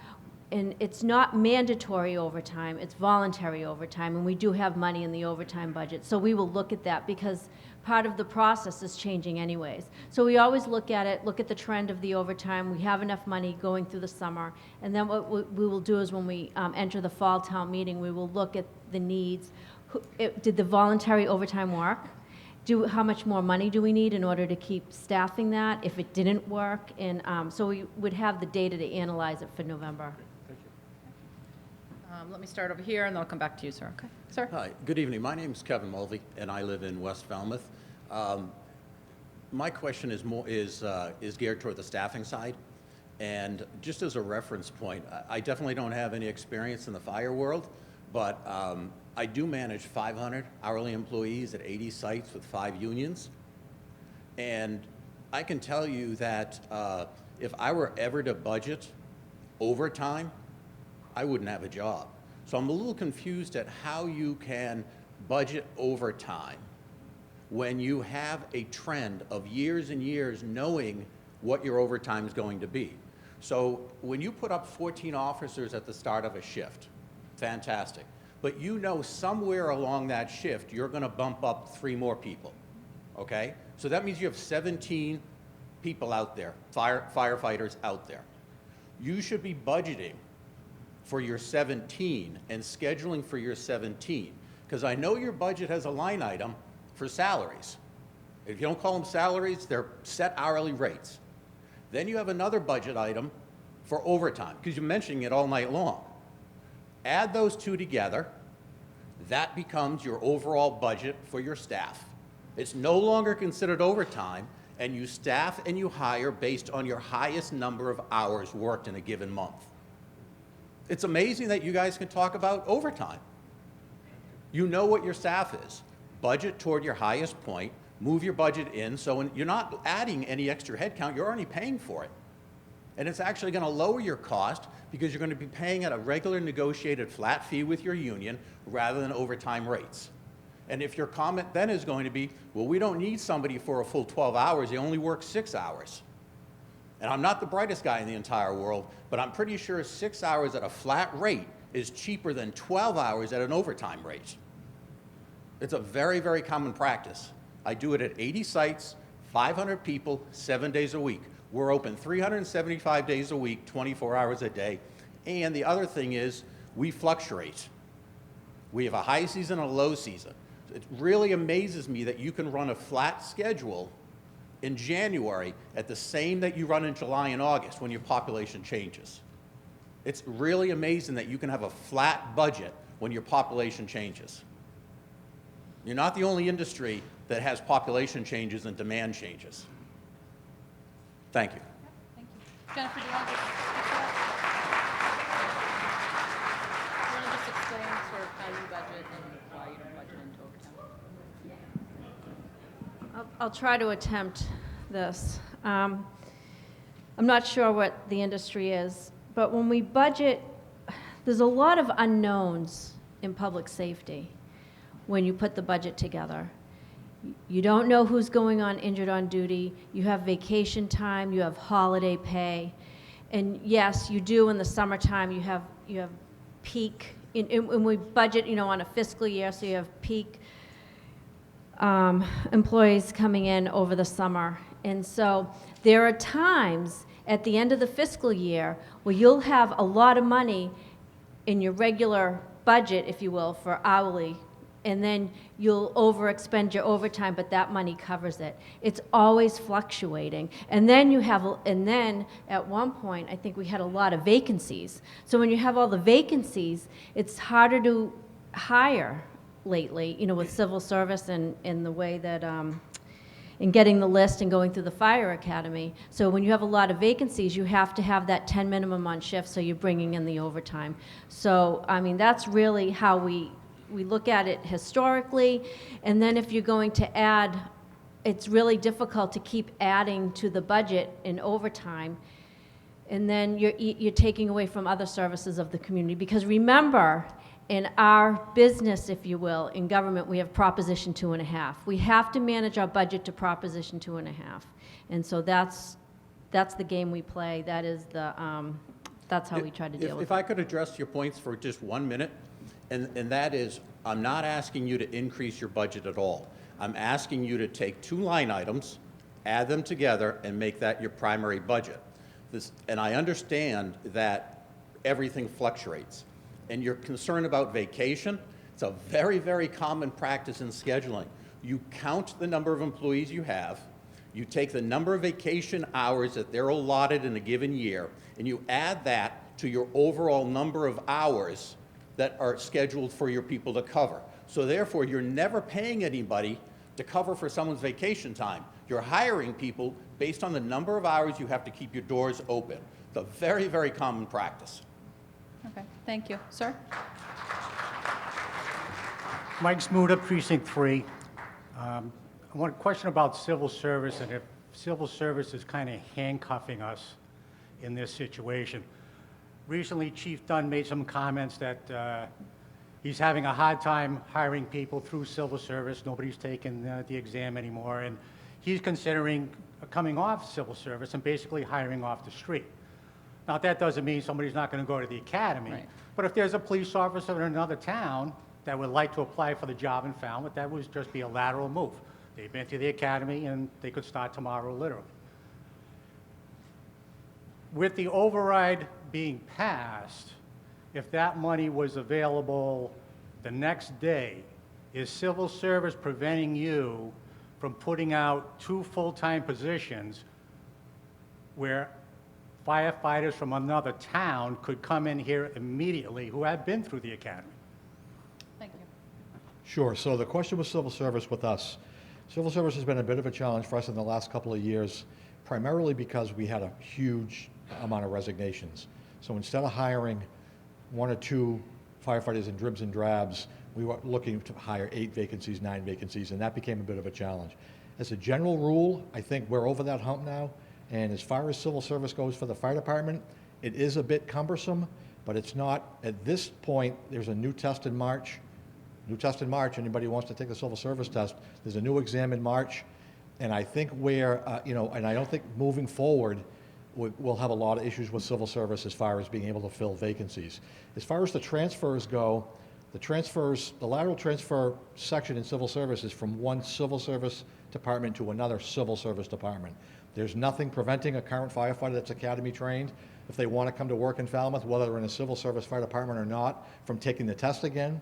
There's nothing to prevent somebody from lateraling into Falmouth if that's what they choose to do. We just have not had, I think the last person that lateraled into Falmouth was me, and that was, 1988. Okay, So I don't see, I know that, I think the issues that the police chief is having, I don't want to speak for him, but I think that as of right now, I don't think civil service, it's a bit of a process for us, but the delays in getting people on board are about booking academy dates.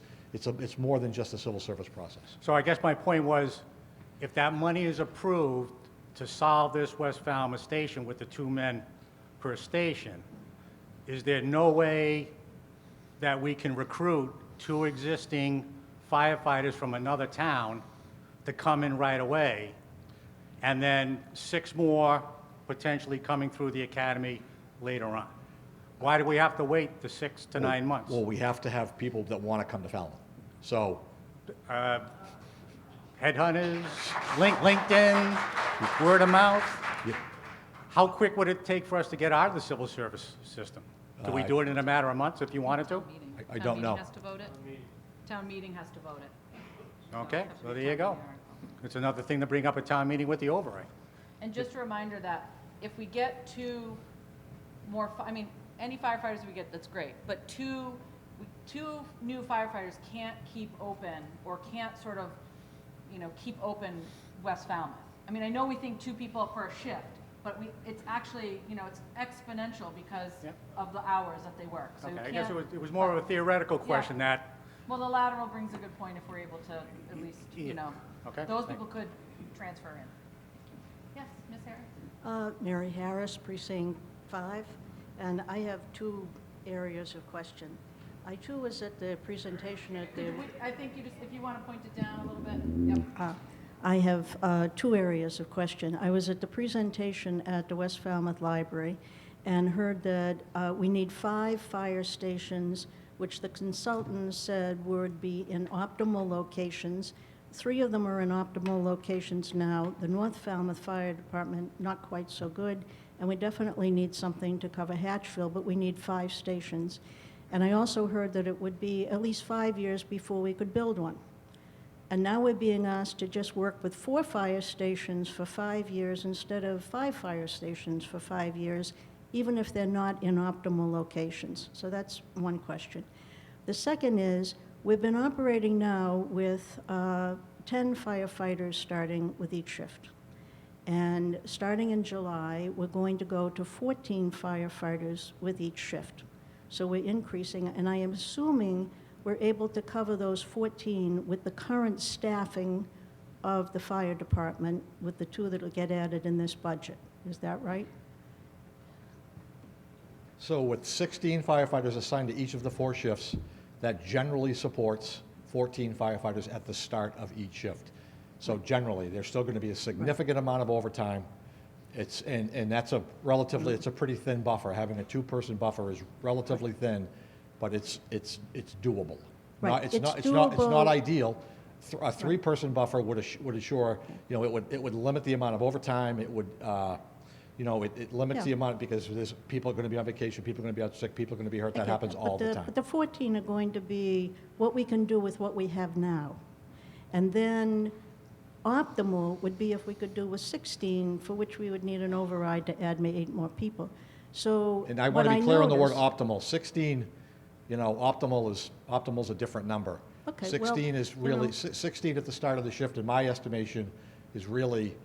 I have no objection to trying to absolute achieve bare bones perfection, number. but in the meantime, there's a little difficulty with getting to perfection. And part of my question is, we're going from 10 to 14 now, but somehow we've gone from 2 to 0 in West Falmouth, and you've gone from 4 to 6 at the Central Fire Department. Would it not be possible to operate just 1 more year with only 4 at your Central Fire Department, since we seem to have had a little lack of pre-planning here? on building a new fire station when we should have, that perhaps you could operate at not optimal there for at least one more year to keep the West Falmouth Fire Station open with those other two people. Thank you. Sure, so it's not 2 in West Falmouth that's becoming 0, it's 1 that's becoming 0. Obviously, and right now, what you have to understand is 1 equals 0. If it's not 2, it's not in service. If you're asking if I could strip headquarters, 50% of the calls, take the busiest fire engine in town completely out of service on a regular basis, take the ladder truck that's in town completely out of service on a regular basis. How long is this project going to take? I'm not sure. I can tell you what I know about the Main Street District. Something's going at 359 Jones Road someday.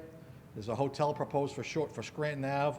There's an apartment complex going up on Spring Bars Road right now. There's something going where the Nimrod is. There's 2 businesses. There's 2 new buildings on Main Street in downtown Falmouth that have apartments over the top. There's something, there's a 40B development proposed for Shore Street. There's a cluster development proposed for Alma Road. There's something going on Lantern Lane in the near future. So could I run headquarters short? That ripple effects that has out in the entire town is unacceptable. That puts the firefighters in much greater risk, puts the citizens across the 44 square miles of town in much greater risk, and that's not an option that I'm going to consider. Thank you. My name is Todd Taylor. I'm also a resident of West Falmouth. I worked as a firefighter in the town of Falmouth for 37 years. I'm retired. And I do have several questions, but I'll limit to a few. Go ahead, nobody else is in line, and we have a few minutes left, so go ahead. So one of the questions I have in regards to the closure of West Falmouth, we know that the fire chief and the town manager are in support of closing that station, but we've yet to hear from the 5 Board of Selectmen, publicly anyway, whether or not they're in support of closing that station or keeping the station open. And I guess a second question to that is, who has the authority in the government to close a fire station down? Do you want us to answer those? Please. Okay. I think I've made my position more than clear. I am not in favor of closing the fire station without a plan. Where's the new fire station going to be built, and after that is built and everything is properly staffed?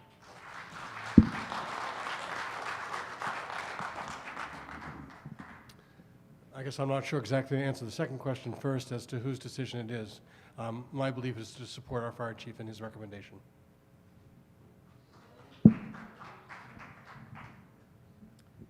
Well, I certainly am in favor of keeping the West Falmouth Fire Station open until we have adequate coverage through some other facility, and that's long-term. And I also believe we should keep it open with overtime or whatever means we need for now and work on a solution as we go along. We did accept the rationale from the chief when he pointed out to us he just doesn't have the manpower. That's why we're going for this big increase in manpower, because we realize how desperate we are, and we realized recently how far behind we are in the times of managing our public safety. So we're trying to take action, but we're way behind. Thank you. I've have a lot of my fellow firefighters that are here tonight and that I've worked with for many, many years. And with the West Falmouth station being closed, we have a station in North Falmouth that's going to be staffed by 2 firefighters. And I did have a little discussion with the fire chief in regards to this, and the fire marshal touched on it earlier. If these firefighters respond to a structure fire in the north part of town, and the West Falmouth Fire Station is closed, the next due engine that the fire marshal stated is a very intricate part of the system is 15+ minutes away. The safety of the firefighters in North Falmouth are in grave danger, and also the firefighters that are responding from whether it's the headquarters station, the East Falmouth station, or it may be the headquarters East Falmouth and the Woods Hole station. those particular firefighters that are driving those apparatuses to the scene of that fire, and hearing their colleagues from North Falmouth screaming for help is going to create a safety hazard that I don't think anyone really wants to deal with. You can't tell me that I was on the job for a very long time, that when one of your fellow firefighters is screaming for help and the help is 15 minutes away, that's a safe practice. I hope it doesn't happen. I feel very concerned about not only the firefighters in North Falmouth, but all the firefighters in town. But the guys in North Falmouth are going to be, excuse the expression, hung out to dry because their help is too far away. I don't know, I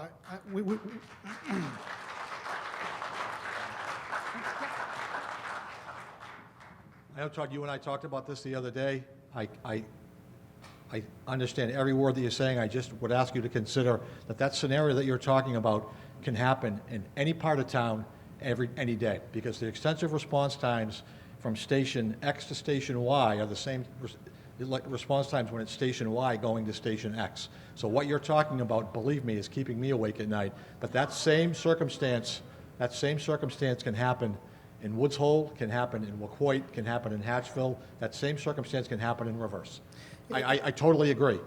Not ideal. Absolutely. You can have subsequent fires simultaneously in town, and it's going to be a problem for the firefighters.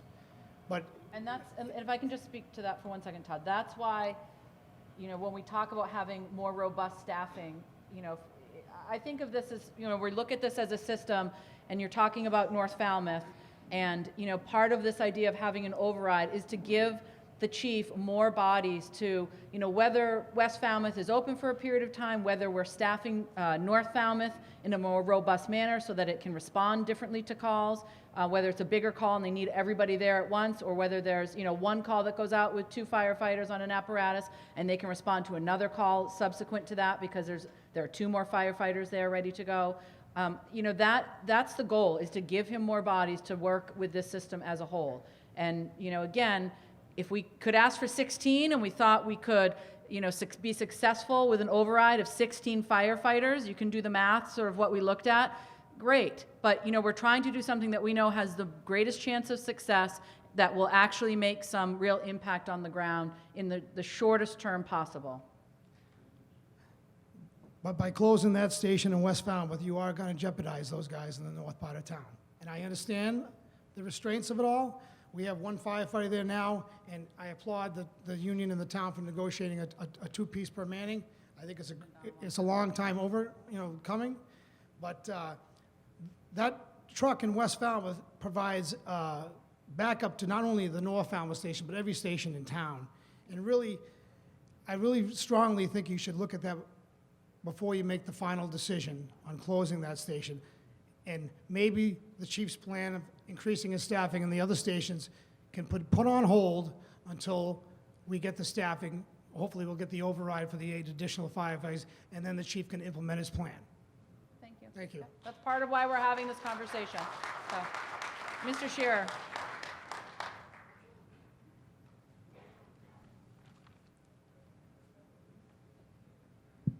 Dan Shearer, West Falmouth. And Todd was up here and he said what I was planning to really say.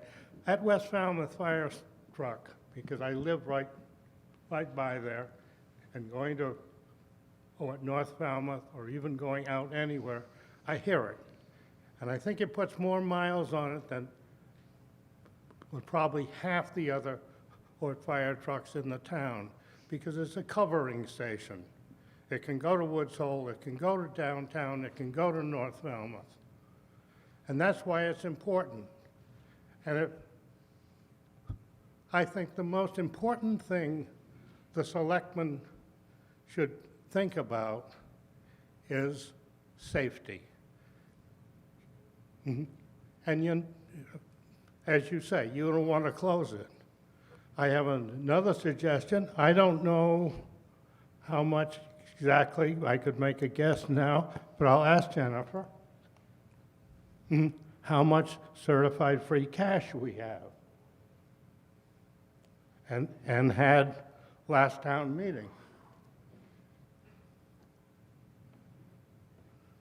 Currently, we have 1.4 million in certified free cash. How many, or how much did we have before the last town, or going into the fall? 14.7. How much? 14.7 million. So if we had 14.7 in free cash, what do we really need? A new dump truck or some firemen? And we put it off, since I was on the finance committee, which time goes by awfully fast, so I don't know what it is, but it's about 8 years. We heard the yells for more and more, and at firemen, another station, and we've thrown them all on the back burner while we've done all kinds of things that we don't need. And I think it's about time that we really said, hire the firemen or try to hire them now. Pay for them out of O.E.M.S certified free cash, or maybe increase this override a little bit. I don't like overrides because I don't think it promises anything. And I think, if you are coming to us with an override, you've got to make some promises. I mean, the last override we had like this was for the school department. And it went fine for a few years. And then, which was for help in teachers' needs, books, and so forth. And all of a sudden, it went into salaries. And if you've got grandchildren or children in the town, you know the teachers are asking every day what the kids are coming home, my grandkids do, and can you give us something for paper, or can you do this, or can you do that? So I want to make sure that this override, no matter what it is going to stay for the fire department and for covering the stations, and that West Falmouth will stay open. Thank you very much. I just want to address the free cash issue. Free cash is a one-time revenue source. An override, since we would be hiring 8 additional firefighters, you would need an override because that bumps up your base. In other words, you would get that money every year. Free cash is just a one-time deal, and once you run out of free cash, you don't have another funding source to continue on the service. But we would still need the override, is what she's saying. Mr. Egan and then Mr. Keith. Or, God, Brian. no, go for it. You know, I had some different opening remarks, but my takeaway from a lot of... My name is Bob Egan. I live in West Falmouth. I'm also the dad of 3 really young children. And, you know, my opening remarks are going to be a little bit different, but my takeaway here is that the chief feels like he's in an uncomfortable position because of some of the shortfalls in the way he's been able to staff or not staff. And I respect what the retired state fire marshal had to say about the stresses and strain on staffing. But I also hear that because of that shortfall and what you're trying to do with the fiscal budgets, that you're playing sort of an unsafe chess game within the confines of what the collective bargaining agreement looked like. And I hear a lot of people saying, look, we get your stresses and strains, we respect you, we respect the selectmen, but everybody's saying, look, we want a strategic plan around public safety. And I'm questioning how you can actually make a decision to close West Falmouth without having the data, which apparently is not due in its full report until February. Now, let me tell you a story. I am the father of 3 really young children, a 10-year-old and boy-girl twins who are 8. And I'm here to talk about Lily. Lily is 8. She wants to be president or an astronaut. I frankly think she'd make a good litigator. Every day she charms people with her smile, her intellect, a lot of you I count as friends in this 15,000 universe where I tell their story on social media. From all points of the world, just not locally. And, through that, we kind of learn about, not only is she like my boss and the boss of the family, but we learn a lot of life lessons about love and kindness. Well, Lily was born on October 26th, 2011, at 8:34 in the morning, right here in Falmouth Hospital. On November 3rd, at 1 a.m., she stopped breathing. Think about that. She stopped breathing. Her mother heard her choking in her cradle. And by the time I ran in from the other room, she was turning blue. I started to do everything I could possibly do while a call to 911 was made. Mark my words, in less than a minute, two very skilled, brave people showed up from West Falmouth Market, and they saved Lily's life. They saved her life. And so we're not making decisions based on, you playing a game of checkers based on collective bargaining agreement. I completely understand the pressures and the challenges, right? We're talking about people's lives. We're talking about people, and youngsters especially, that maybe they come to play on the beach. Maybe they come to skate on the bike path. Maybe bike on the bike path. Or maybe on a day like today, go on their ice skates on the box. And so this isn't about overrides. This isn't about politics. This isn't about staffing. This is about bringing real public safety to citizens of the community. And there's a couple things I know given my experiences in life.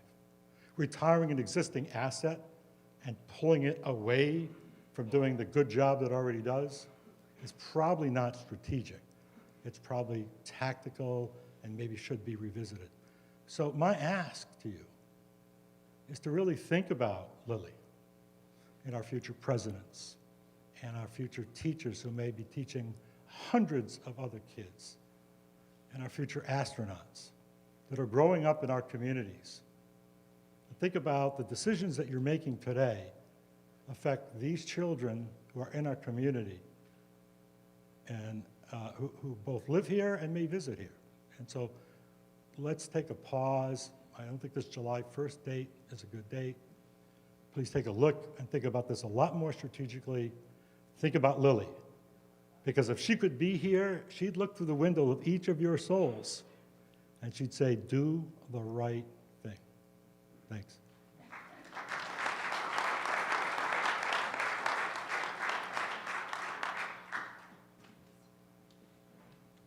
So, Brian Keefe, Precinct 4, and a recent applicant for the Fire Station Services Committee.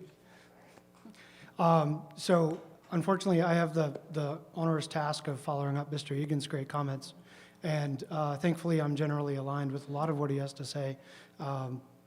So, with that, I do want to confirm with Chief Small, if I may. Earlier, you alluded to that coming in at 8 additional service members to our fire services gets us not quite to optimal, but close. So what, in your opinion, candidly and off the cuff, what is your optimal number, or I should say, what is the optimal number for our fire services? I know I'm catching you off guard, so feel free to throw a number out there. I won't hold you to it. I can't speak for the rest of the room. This fire chief's best opinion, Falmouth's best served by 5 fire stations, one of them being centrally located in the northwest, one of them being in Natchville. Depends on what level of risk that you folks are willing to sort of assume. So the Woods Hole Fire Station is going to operate at the start of the shift with 2 firefighters. Ideally, that should be an officer and 3, just like we're going to operate in the east. That's a self-sufficient model.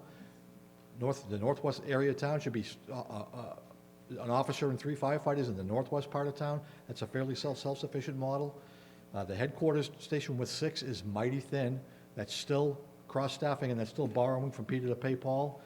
I think I think that if we're you know, 18 firefighters assigned to each shift is 16 at the beginning of the shift. That's a down and dirty number. Obviously, you know, one firefighter position, new position is .25 per shift. We operate 4 shifts, so that's something to consider. You know, if people want to ask for 16 or 24 firefighters in an override, we'll do it all at once and build 2 stations at once. I'd love to see that happening, but I'm not really sure that there's a whole lot of, you know, that's what I would like to see. But right now, down and dirty, 8 additional firefighters gets, as a general rule, that would be deployed to the area with the biggest gap, which right now is the northwest part of town. And how many additional full-time positions would we have to add to get to 18? Thank you. Well, so 18 times. No, how do So you do to it? get to 18 at the start of the shift? Yeah. Correct. 8 gets us there. Okay. Right now, we're approved for 16, we have 64 positions, that's 16 at the start of each shift. To got get to 18, that's 8 more. Yeah. That's kind of where the magic 8 number is. So come from. adding eight full-time members adds 2 at start of shift. 2 at start of shift. Got it. Thank you very much. And then one thing that we've kind of seen a little bit of today is a little bit of clarity and vision into some of the restrictions that the fire services is starting to navigate. For example, I know that there are structural limitations in terms of assets that can be deployed out of that station. It's a limited footprint. Right now, if it's not a full ambulance, it's an SUV. So obviously, we have some infrastructure development that would have to go along with that in order to make sure that that's a fully staffed station. All else being equal, I'd like to believe that perhaps West Falmouth would have been opened and North Falmouth would have been pursued for possible closure. But I don't want to speculate without having all that data, which is why I've put myself forward for the committee so I can get that data. I'm a data analyst. I want to see those numbers, see how we can service all pockets of our community with an immediate response time, concurrent time on scene, all those metrics to make sure that it's balanced.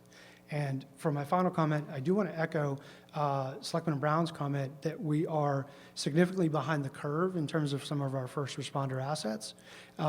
It's been that way for a long time. We've heard that time and time again at town meeting. We're trying to play catch up. So I would ask that as citizens, we all respectfully ask those that are making those decisions to make sure that we focus on and prioritize expansion of our first responder services to not only staff to our year-round expected population, but our population swell through the summer. And one thing that we as a unique community have to focus on is number of housing units, because if at any point all of those housing units become full-time units, now our population swells with that. So we need to make sure that we look not only at our current state, not only our 8,000 plus call volume that we get per year, but what is that projected to grow to? And I think it's a really big miss for a long time in terms of the number of very small incremental improvements that we've made for our first responder services. So if that's something that we could, as citizens, push our decision makers to focus on, and as those decision makers evaluate our needs, make sure that we prioritize and scale those correctly. So, thank you very much. And I would, yep. Just to point out that we have added 9 firefighters in the past 5 budgets.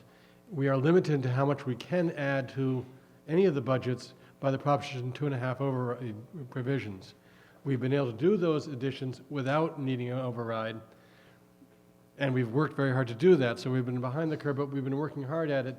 We now come to the point where the only way we can actually add sufficient number is by doing the 2.5 override, and that's the reason why that's being considered. And I would just add before our final comment from Mr. Lowell, and I want to note that I saw a number of folks from, along with Mr. Lowell, from the Finance Committee, and they're going to be a part of this conversation. So we thank them for being here tonight to kind of get a preview of the conversation about an override. But I would just add to Mr. Keefe's comments that we really hope that folks go out and the information that you have here today, at least about the override and the importance of having at the minimum those 8 new firefighters, that we really explain that to the public, and that is, we're not asking for an override for something frivolous. This is a significant public health, public safety concern. So hopefully this is the first part of that conversation, that education that we're doing, and we, certainly will be continuing on with that. Mr. Lowell for a final comment. Yeah, Nick Lowell, Precinct 5. I'm also the Vice Chairman of the Finance Committee. We have not spoken about this as a committee, so I'm speaking as an individual. I want to be clear about that.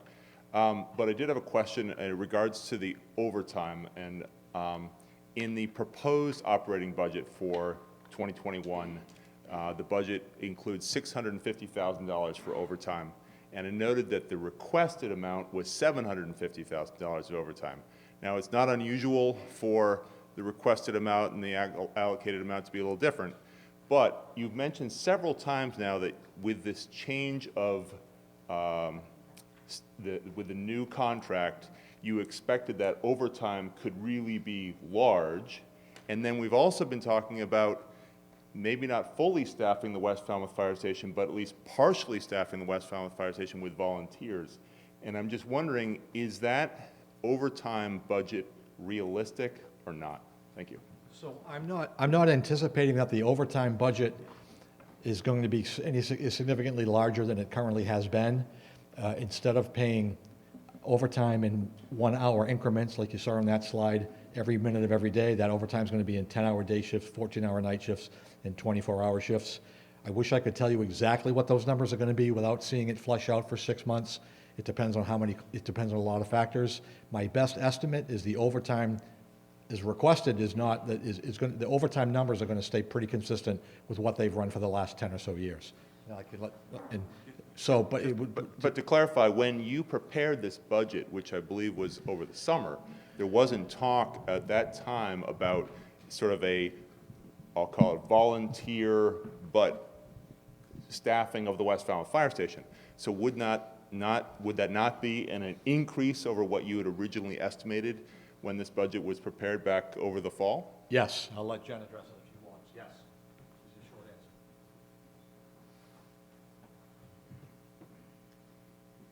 When we review the budget, there's always a lot of requests that are a lot larger than what we recommend.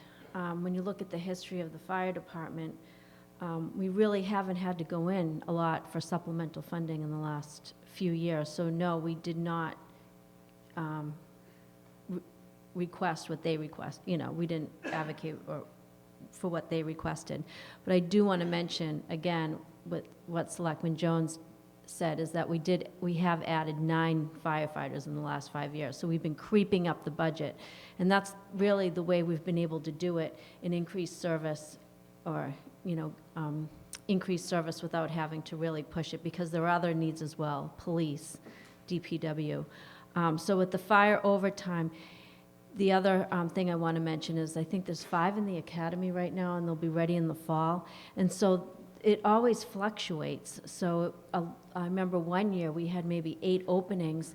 We didn't need money for the salary budget to cover, the overtime covered, the salary budget covered the overtime. So it's just, there's so many unknowns, and so that's why we level funded it. And so I want to refer to my comments before, is that if we try to staff the West Falmouth on voluntary overtime, we will look at that and see how that works. Because management affects overtime, and sometimes you just can't tell how that will affect the budget. So we monitor it, and we'll keep a close eye on it. And again, if we need to, we'll go in November for supplemental funding as we look at, see how the summer flushes out. But we do have 9 more firefighters in the budget than we did 5 years ago. Thank you, folks. Oh, yep, one last one, Todd. It's 1:15, so I just want to try to be cognizant. Just one more question to the chief.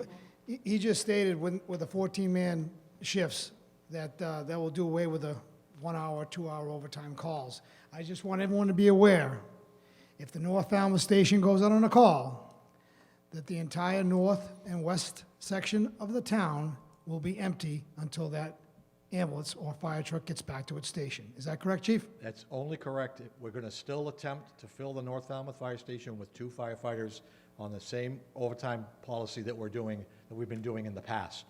That situation is going to change in the other stations because they're going to have a couple extra bodies there. We're still going to attempt, upon every time that crew is committed to either to the hospital or to a scene for more than 30 minutes, attempt to recall 2 firefighters to cover that station. That practice that we've been doing for the last 40 years is going to continue. Sure. So if we don't get the 2, that section of town will be empty. Is that correct? Correct? Thank you. But respectfully, that's just it's exactly the way it is right now. Thank you, everyone. Certainly, we're going to continue the conversation. Appreciate your comments and your thoughts. Continue to share them with us. Thank you. Megan, I just want to ask the chief, will the PowerPoint that you presented be on the town website or fire department website so people can check it? Town website. Okay, town website, very good, thank you. Thank you.